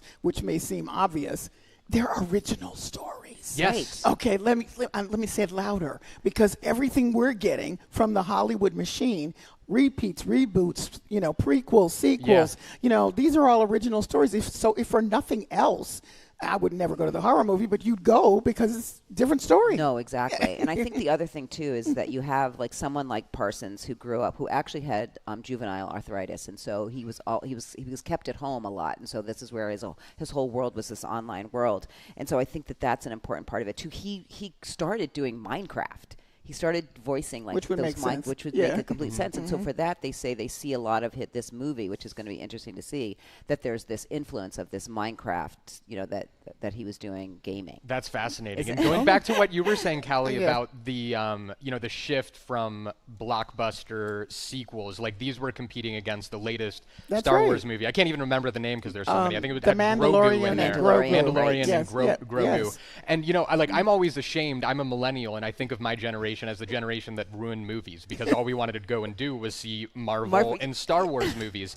And now I think we're seeing this rejection from Gen Z, and I think you might actually see that bleed into other parts of pop culture where you do think of Gen Z as the generation that was always on their phones, but I think it's also one of the first generations that really is having a baked-in reaction to the negative side effects. And we're seeing the creativity. Yeah. All right. So, and Gen Z may be saving movies in another way with a real-life plot twist. At a live screening of La La Land, the orchestra was performing the movie's score when the keyboardist fell ill. So composer Justin Hurwitz turned to the audience for help, and 21-year-old Sterling Nasa stepped in cold, sight-read the part, and helped carry the show to its finale. So here's a little bit from Justin Hurwitz's La La Land concert in Sydney last weekend when the 21-year-old Sterling, as we said, saved the day after the keyboardist fell ill. Anybody like an amazing sight reader? You can sight read? Sight read? Okay. You want to join us?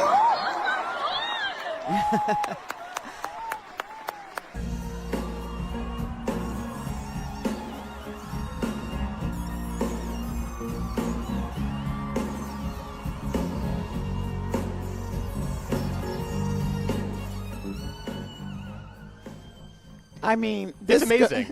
It's any young, talented person's dream, I think, to be in an audience and have them say, well, could someone please come up on stage and fill in? But apparently, he didn't want to do it. Oh, he didn't want to do it. He didn't want to do it. But I think it was his girlfriend he was with, like, forced his hand up and was like, this is your moment. And that's it, right? I mean, it's like out of a movie, right? It reminds me of someone once said to me, you know, one of the things about being in this business is that you always have to be ready, right? And here was his moment, right? This is such a Gen Z perfect thing that you're not the audience anymore. You're actually part of the performance, and that is something that is just going to. Well, obviously it went viral, and I think it was just like his moment. And so I actually looked him up because I was like, what's he doing now? Is he now touring? Is he now going? So basically, he's returned back to university classes. He's continuing his studies in political and international studies. He's doing media interviews and taking these brief publicity appearances, but he is not touring. Currently not yet. Not yet. Who knows what's going to happen.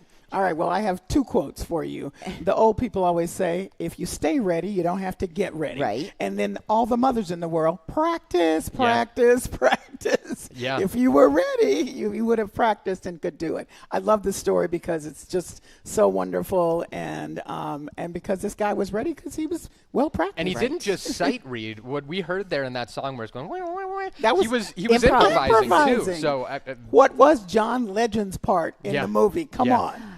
Big shoes to fill. That's pretty.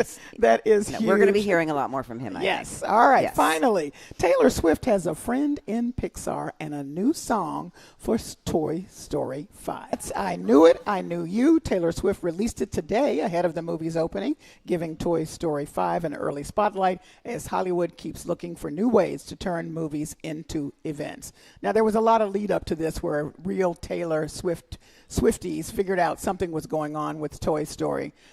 Let me just say, you don't have to like Taylor Swift's music, but boy, does she know how to write to the moment. Yes. And this is a friendship song. And when you listen to it, especially at the beginning of the song, it comes in with a harmonica. It's like old school Taylor Swift, which I wouldn't consider myself a Swiftie by any means, but it felt refreshing to hear the kind of country twinge returning. Going back to country, going back to her roots, right? Yeah. No, I think it's amazing. I think Toy Story, obviously everyone's trying to figure out how to get, fans and people in the theaters or come to watch their movie.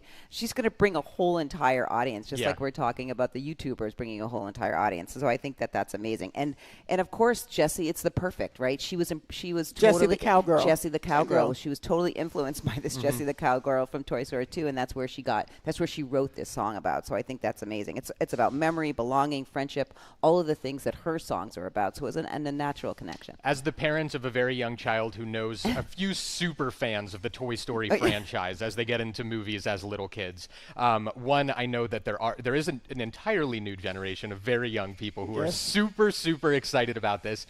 And there's also a little bit of controversy within the Toy Story community that some diehard fans feel like Taylor Swift is stealing their spotlight a little bit. Oh, well, I believe they're going to get over it and cry like the rest of us at the end of all these movies. All right. I love it. Coming up, Some Like It Bot, a veteran entertainment reporter interviews an AI actress and runs straight into Hollywood's latest identity crisis. That and more is next on The Culture Show. Stay with us.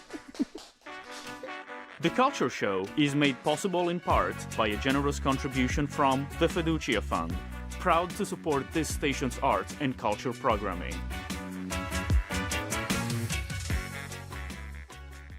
On All Things Considered, you get the big stories, What are you hearing from sources inside the agency? the pressing questions, Congressman, how do you respond to that? and moments of joy to keep you going. It took me a few days. I perfected it. Really? Can I hear that? End your day on a high note with All Things Considered from NPR News.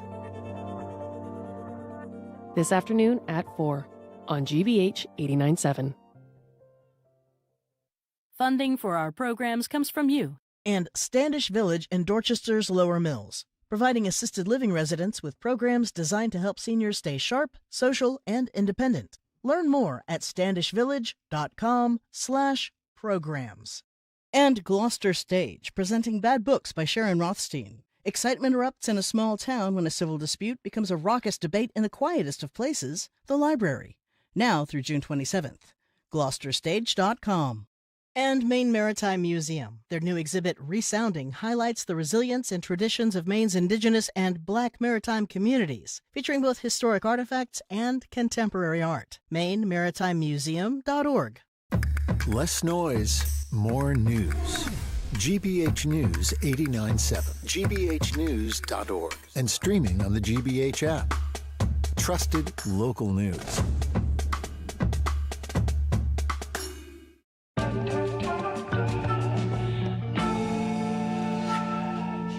Welcome back to The Culture Show. I'm co-host Callie Crossley, live from the Boston Public Library and streaming on the GBH News YouTube channel. I'm joined by Culture Show contributor Lisa Simmons and GBH's Jeremy Siegel. Lisa Simmons is the artistic and executive director of the Roxbury International Film Festival and program manager at Mass Cultural Council. Jeremy Siegel is a global correspondent and news host. If you're just tuning in, we're going over the latest arts and culture headlines, which includes Martin Scorsese, who has spent his career warning us about temptation, power, and moral compromise. Now, some artists say he's crossed to the dark side himself by using AI to create storyboards. Scorsese says it helps him communicate his vision. His critics say it throws human artists under the bus. What say you, Lisa?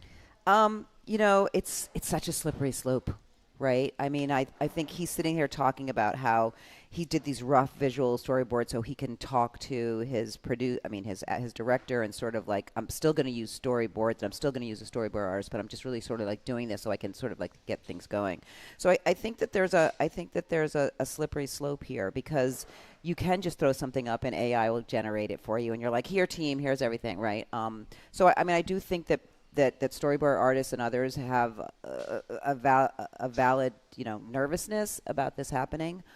They're mad. They're more more than mad. nervous. Right. They're nervous and they're mad. But I also think it's ironic, because here's this guy, Martin Scorsese, right, who is the filmmaker who spent decades preserving the cinema history and championing its craft, but then finding this tool to help him actually make his craft better.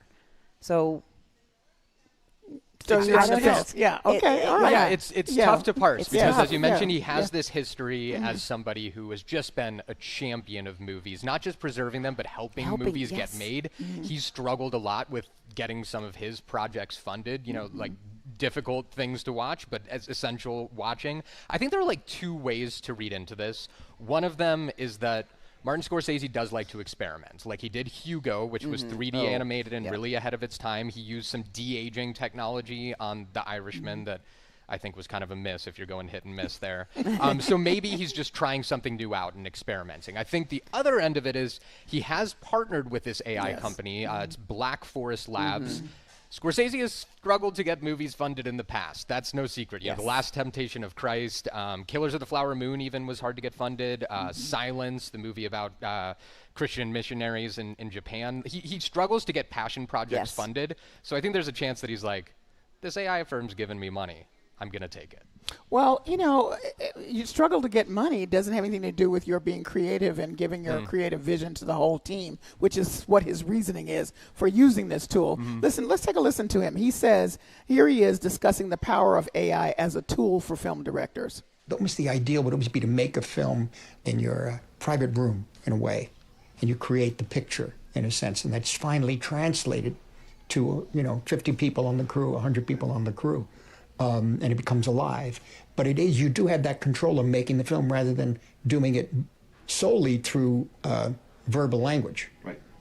This conveys a cinematic intelligence, not necessarily painting, not necessarily literature. It's cinema. So that's the great thing about this tool. Well, as you know, the artists who do the storyboards are saying, yeah, that's the great thing about my creativity, which this tool is going to suck up as background to help you create your vision, and they feel betrayed. Yeah, I think this whole issue around generative AI is problematic for this industry in particular, right? When we're going to talk a little bit about Tilly, but you think about when sound came on, actors still had a job, right? And when you went into digital editing, editors still had a job, and CGI, people just learned how to use that tool. This is feeling a little bit different. That people are now really scared, mad about. This is a true possibility that this could take away jobs. Yeah, and I think it sounds a little bit like gobbledygook hearing that explanation where it's right, this isn't taking away jobs, this is me helping bring my vision to other people. But as a director, you're essentially the leader of a team that is bringing your vision to other people. And Scorsese is known for being really collaborative, relying really heavily on his editors. He's worked with the same editor since day one. And I think, even if you say it's just to help me convey my ideas, it's a slippery slope, because at first it's that the person who you might have been storyboarding with, they lose their jobs, but then it turns into the actual movie editing, and then it turns into potentially, as we'll get into in a bit, actors. Yeah. But you're right. So let me just add, just to be clear, that he says so far he's not using AI created images. He's only using the tool for his prep work. So don't know if that makes a difference. It doesn't for many people. But just want to be clear. It's true. But the other thing is he would be using a storyboard artist. Yes, that's correct. 5 years ago, he would have been leading with the storyboard artist. So. All right, let's move on to opera. And from I can't even say his name now.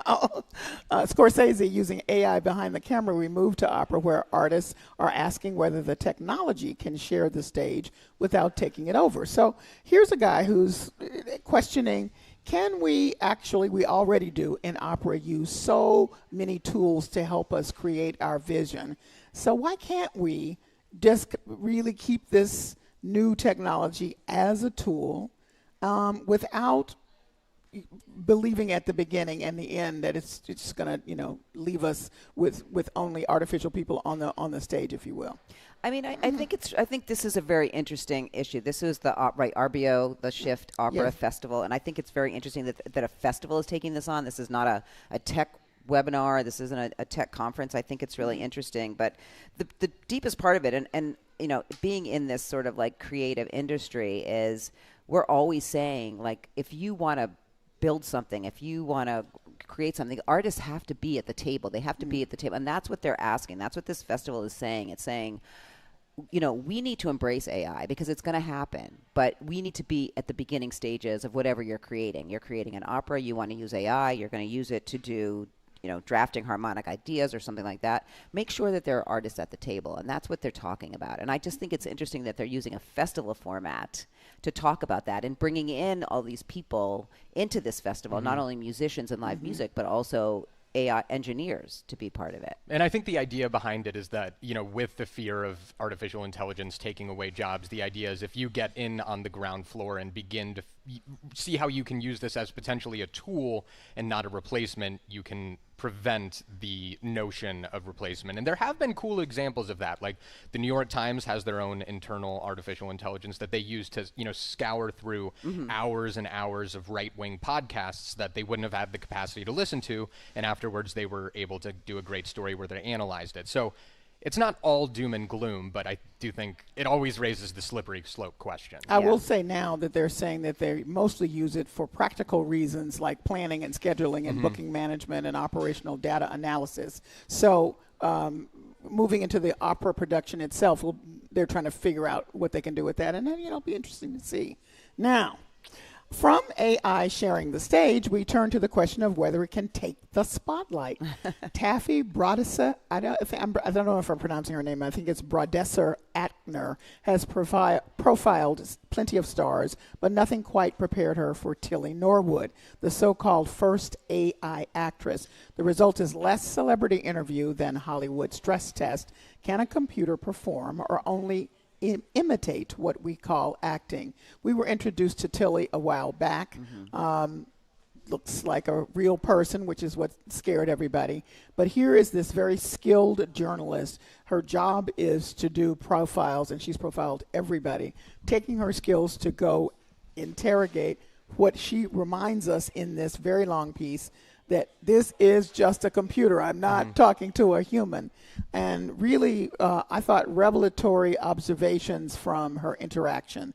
What did you think, Jerry? I think that this is a piece that anybody who is struggling to make sense of the current AI state should read. It's essential reading because it does deal with all of those really big questions. And Taffy Ackner, brilliant writer, has also written novels, Fleischman in Trouble, that became a TV show recently. It's just really entertaining to read, and it gives you, one of the things that she talks about a lot is having to remember that this is not a human, that it's a computer. And even one thing that she talks about is that throughout the piece, she refers to Tilly, the AI actress, as her.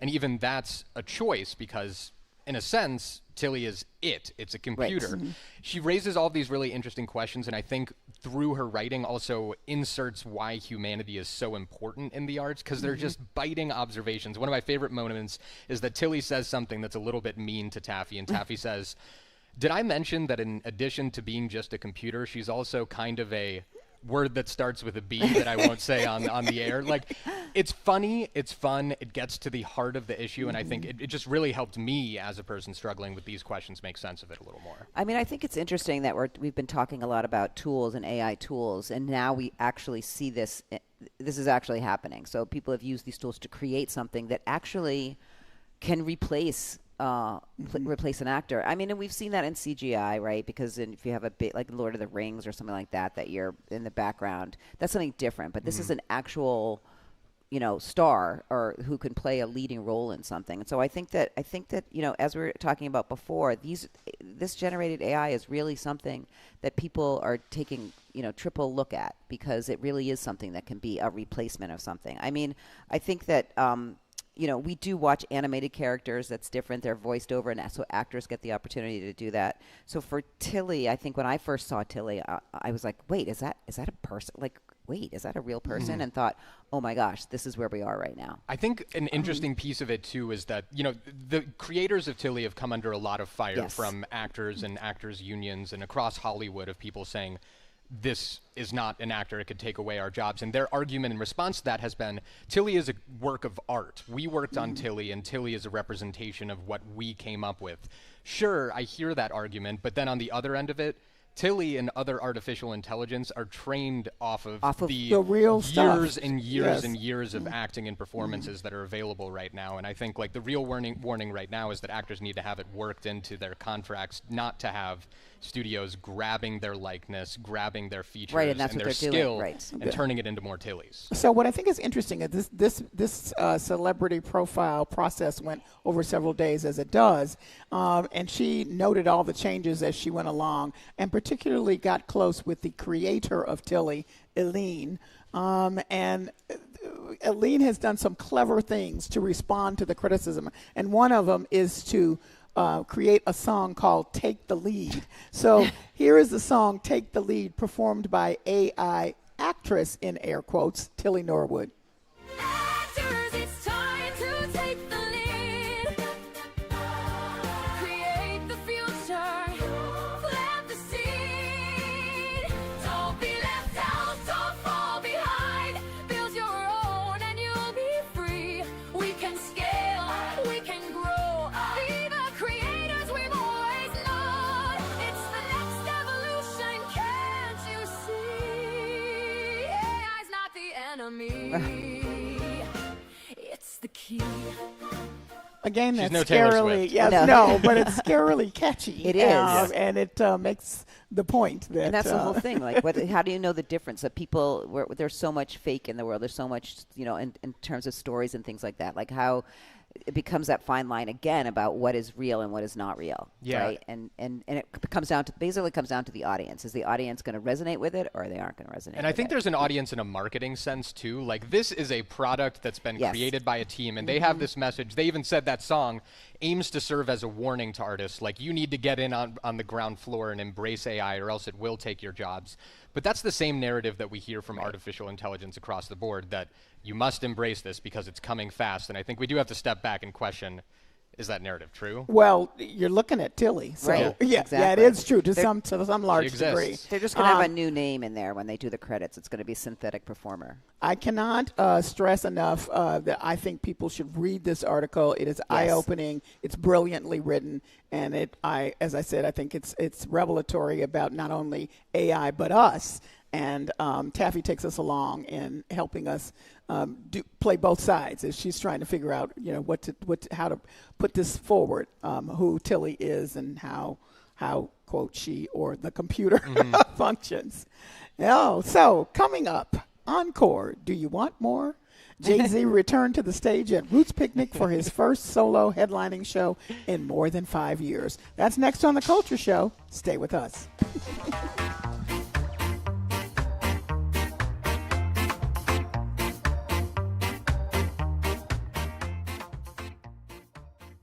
From a European conflict zone, driving north from Kyiv, the signs of war start to be more visible. To hard times in Southeast Asia. I meet a man who has been waiting in line for diesel for 6 days. To the astonishing beauty of remote places. My welcome to the waters off of East Greenland has come from 2 whales. Let us take you there. Listen to the world. This afternoon at 3 on GBH 89.7.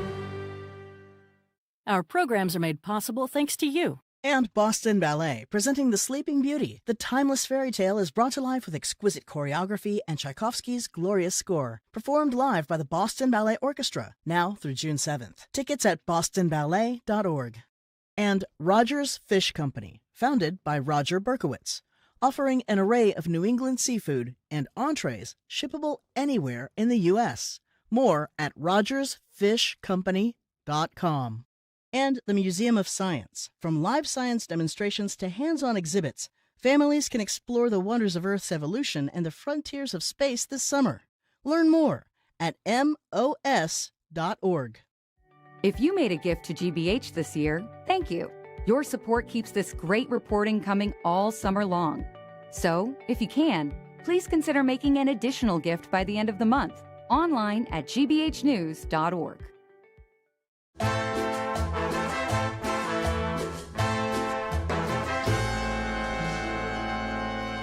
I'm co-host Callie Crossley. This is The Culture Show, live from the Boston Public Library and streaming on the GBH News YouTube channel. I'm joined by Culture Show contributor Lisa Simmons and GBH's global correspondent and news host, Jeremy Siegel. We're going over the latest arts and culture headlines, which includes this week's goings and comings. Starting with Donald J. Trump, he has left the building, not the White House, but the Kennedy Center. The center's general counsel has told staff to remove Trump's name from the performing arts venue. That means taking it off signs, brochures, the website, and other materials by June 12th, with email signatures and letterhead changed right away. We'll check to see what happens next week. Now on to the good, the bad, and the ugly.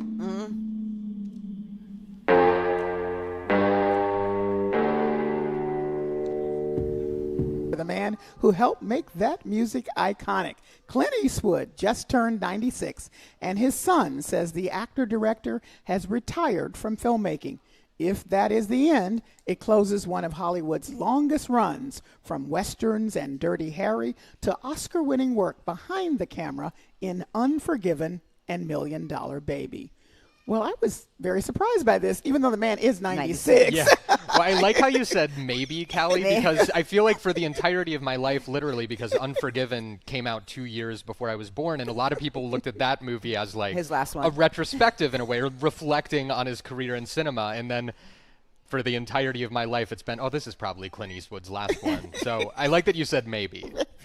It could be a maybe. I mean, brilliant, right? From being an actor, from being a director. But the thing is that it's not just him that's retiring, right? It's this whole ecosystem. It's this whole way of making movies in Hollywood, and it's this whole respect of loyalty, of bringing up a group of people and them all coming up together. Because many of the people that have worked on his films have been with him for 20, 30 years. I mean, his director is 80. Right? His director, yes, is 80. I didn't think about and that. his former director, he had two directors really who he worked with. One of them, I think, had retired, who's also 80, and this one now, who he's been working with, is 80.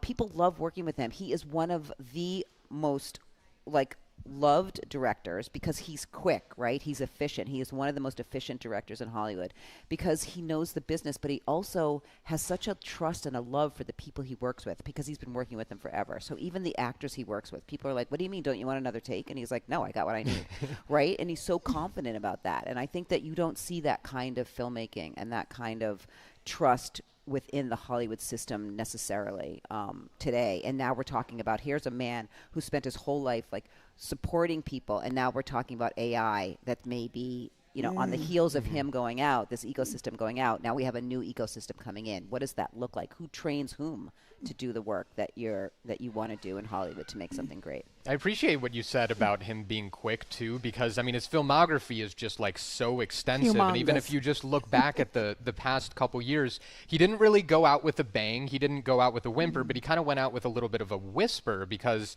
the last movie that he made that he also starred in, Cry Macho, it was well received, but it wasn't, a huge box office success or anything. And it was the kind of classic late Eastwood of being the grumpy old man who needs to go on some sort of mission. And then you had his last film, Juror Number 2, which I thought was fantastic. And it was a sort of straightforward legal thriller in a lot of ways, but dealt with some difficult questions. It's about somebody who commits a crime and doesn't want to admit to it because he'd lose his family, essentially. It's a brilliant movie. It got a big following after it released on streaming, but it wasn't this huge hit. And then just a couple years after that, he says, goodbye, I'm done. And I can't really think if there's a better way for Clint Eastwood to go out, after making 2 solid movies, right? But not the best of his career. Well, look at his repertoire. I mean, all his stuff is being taught in cinema classes. Yes. What I think is it cannot be overlooked is that there are still very few people who can direct and act in movies they direct at a high level. And he was known for doing that in many of his films.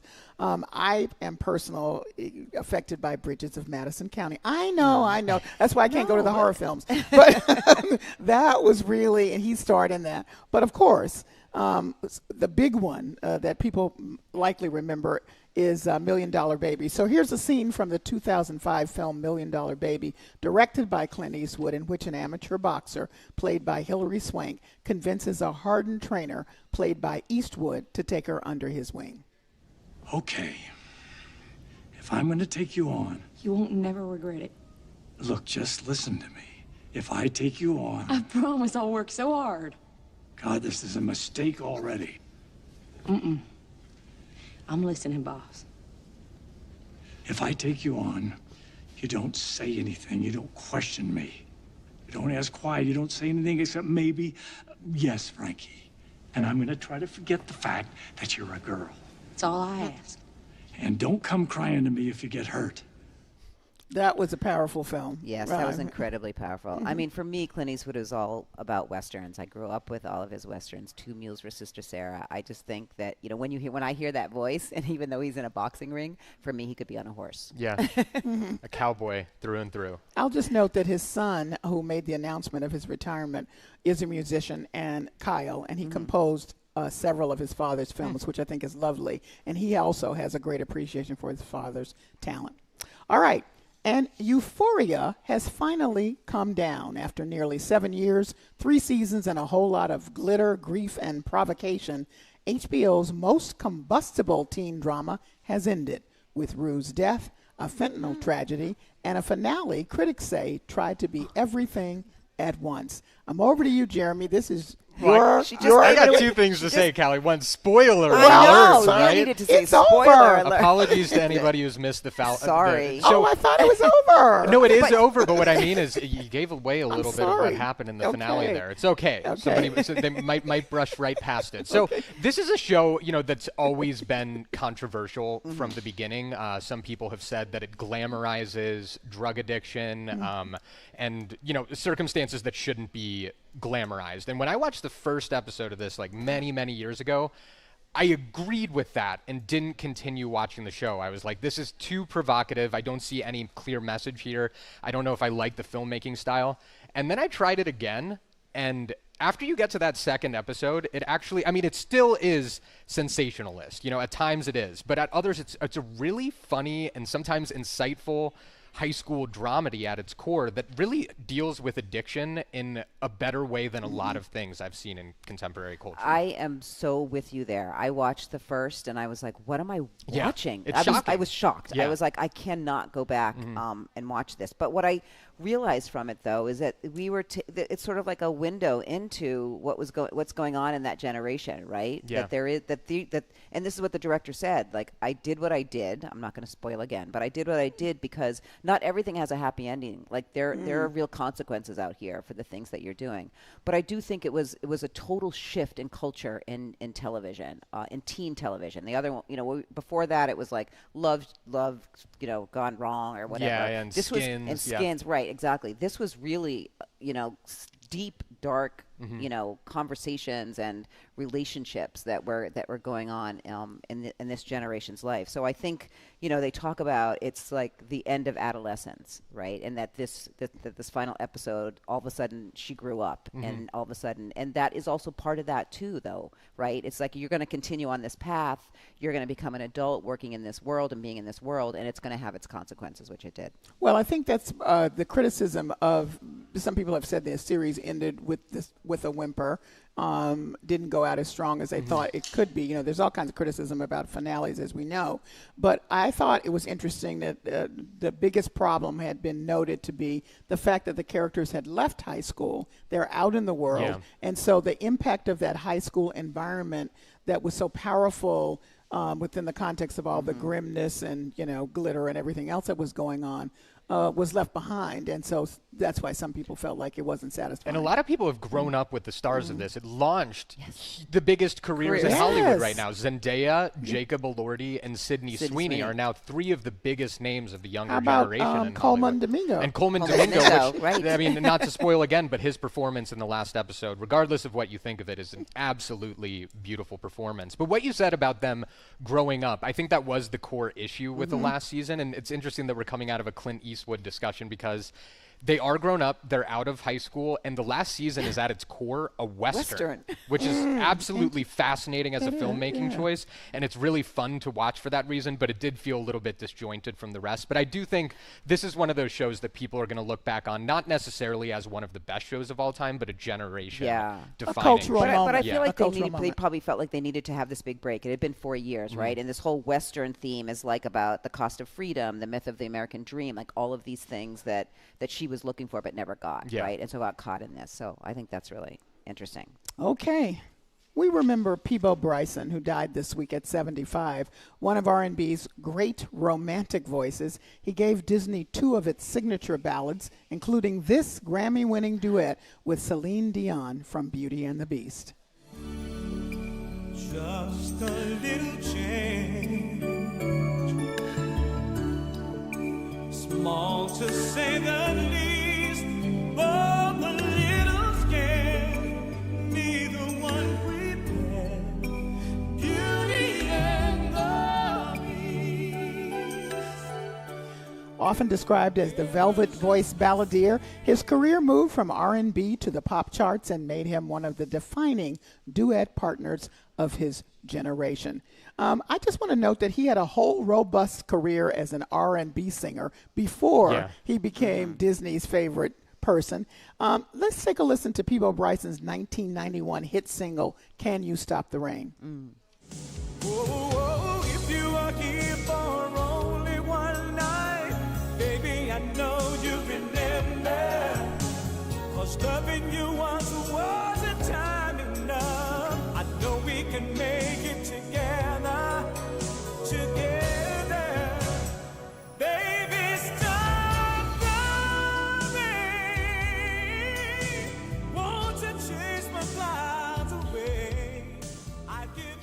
He had some pipes. He did. He had some pipes. I guess he was also known as the voice of love. Yeah.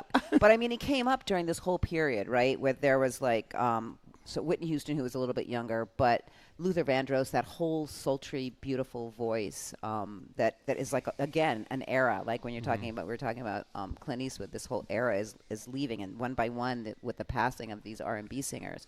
But, I love the fact that he is immortalized, obviously, in Disney and these two songs that he won Oscars for. But right, when you played that song, it made me go back to remembering all of that music, and it's a sad loss, but he did offer and gave so much to the music world. And not to harp too much back on the AI conversation, but hearing his voice in Beauty and the Beast, which I hate to always bring up my daughter, but she is obsessed with Beauty and the Beast. Always calls me, Daddy, I want to watch the Beast. And also, we should mention A Whole New World, also another Disney hit. That these are beautiful voices behind actual human-made artistic productions, and a beautiful voice and a great artist. Right. One nice thing about Beauty and the Beast, Celine Dion was learning English, and she said he was so kind to her as they were singing the song together that he helped her. So she really feels his loss quite deeply. Wonderful. So just wanted to say that. All right, Serena Williams just served up a surprise nearly 4 years after saying she was evolving away from tennis. The 44-year-old champion is headed back to the court. I am surprised. Are you? I am surprised. Well, it's interesting because about 8 months ago, she was on something and someone was asking her and she was like, being so coy about it. She's been quietly getting herself together, right? So I'm not surprised. I'm not surprised, just like I wasn't surprised when Tiger Woods did it. I wasn't surprised when Michael Jordan did it. You have this intense wanting to compete and be in and she's watching everybody. So I can see it. I can see at 44 coming back. You go for it, Serena. Yeah. Retirement is difficult, right? Particularly if you're a top athlete. Yes, yeah, I can imagine. And she's playing with a new generation. That's a cool part. A doubles partner when she comes back to the court, 25 years younger, Victoria Mboko, a 19-year-old Canadian. Yes. There were pictures of them first that surfaced, and then she posted on Instagram, "It's an honor to share the court with one of the greatest athletes of all time this week. Even more excited to play doubles together. Tennis is pretty special." And I think that is really special to have two generations of tennis players playing doubles together. It's really cool. And to play with someone that you admired. Yeah. I think it's amazing. I think that since she has had such an amazing shift in that tennis world, obviously Serena, and then she leaves for 4 years, and in those past 4 years she was part of creating that pipeline for all of these young black tennis players. And I think that and now they all get together, they actually all are in each other's worlds, and I think that that's really important, and that no longer are you just the only one. They actually give each other support. So I think her coming back is going to completely change the game and pump up the game, and I think everyone's up for it. Well, I want to see, because I'd love for a mom to come back strong and win. I really would. Finally, when it comes to Jay-Z, you can't knock the hustle. Can't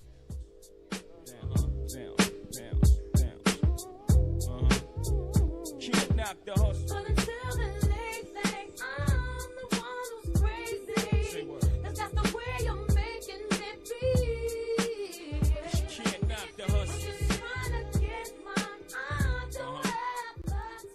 So Hova's back. He returned to the stage at Roots Picnic for his first solo headlining show in more than 5 years, with the hits, the guests, and a freestyle that sounded like unfinished business.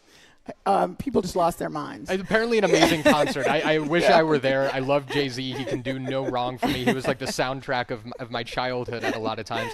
One of the things I find hilarious about this comeback is that he had a recent interview where he was talking about battle culture in rap, people dissing each other, and then that sometimes leading to even worse action. He said, quote, "I don't know if battling needs to be part of the culture anymore." And then a key part of his performance was that he immediately took aim at Drake, Nicki Minaj, and more people. Know. So I mean, I love this. I mean, and people say it's not really a comeback. It's sort of like posturing, right? It's sort of like being, did you guys forget who I was? Mm-hmm. I mean, I'm the one who actually got you here. I'm the one who's actually been here. So I love that sort of like legacy, sort of like, I am Jay-Z, in case you didn't forget me, because all these other people that are coming up. But yeah, no, I think I love that when he says no bashing, and then all of a sudden, he's doing that. I think there's two things to note also. He took his hair out. Right. He's got this sort of crazy thing. And also at some point in the concert, but of course Beyonce is here with their kids, and somebody yells out, you know, Beyonce, come to the stage, and he stops to say, no, this is that was going to be my con-" question. Did you play with him? Yeah. No.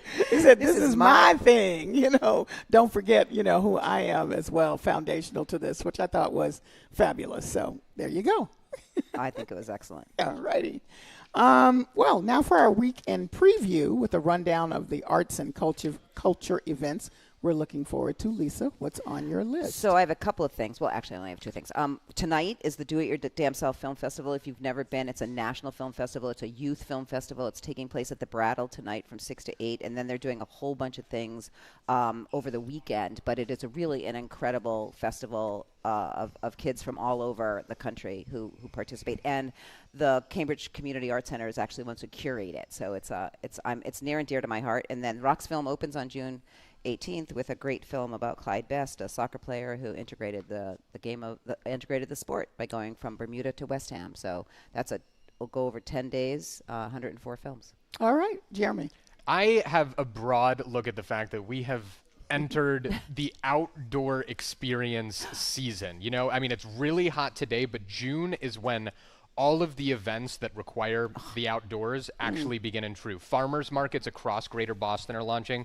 Roslindale's launches this weekend. Also, concerts in the courtyard here at the BPL started this week. I think there was one earlier today, and then there's going to be another one next Friday. Alive at 5, the Free Friday music at Davis Square in Somerville just launched last night. And then there's yoga at the park at Boston Parks across the city. So I just think I love this time of year when it's sunny. You actually have events to go to with your family or by yourself to places all around town. You do have to worry about the weather. We were talking earlier on the Curiosity Desk about how we've had back-to-back, I think 12 weekends straight of rain in Boston. So fingers crossed it stays nice, but the events are here for the summer.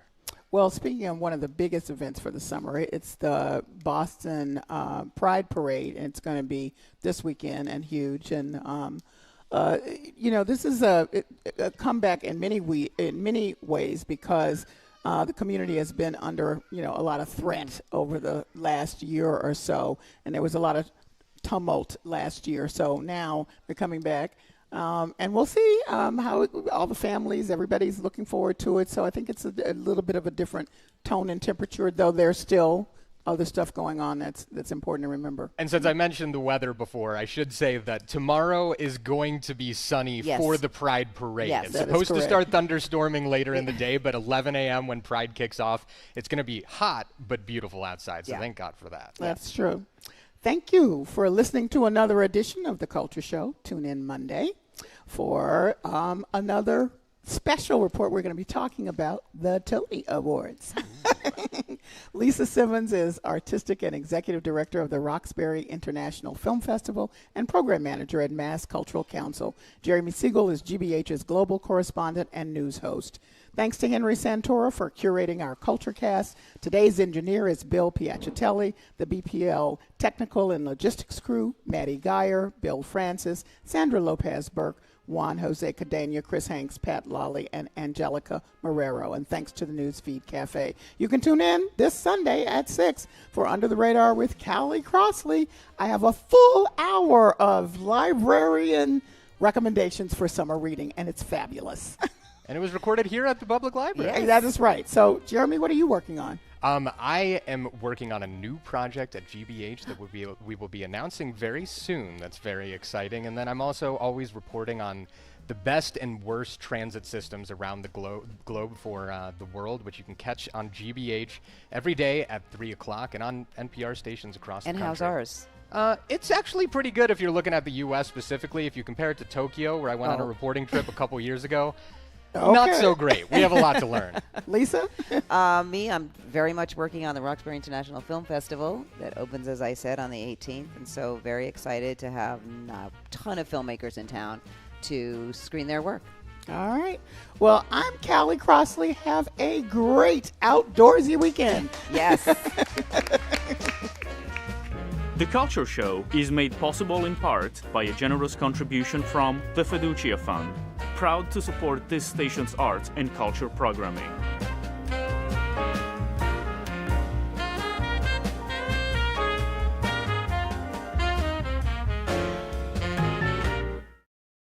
Spend your afternoon with us. Stay with us for GBH's All Things Considered at 4 and Marketplace at 6:30. But first,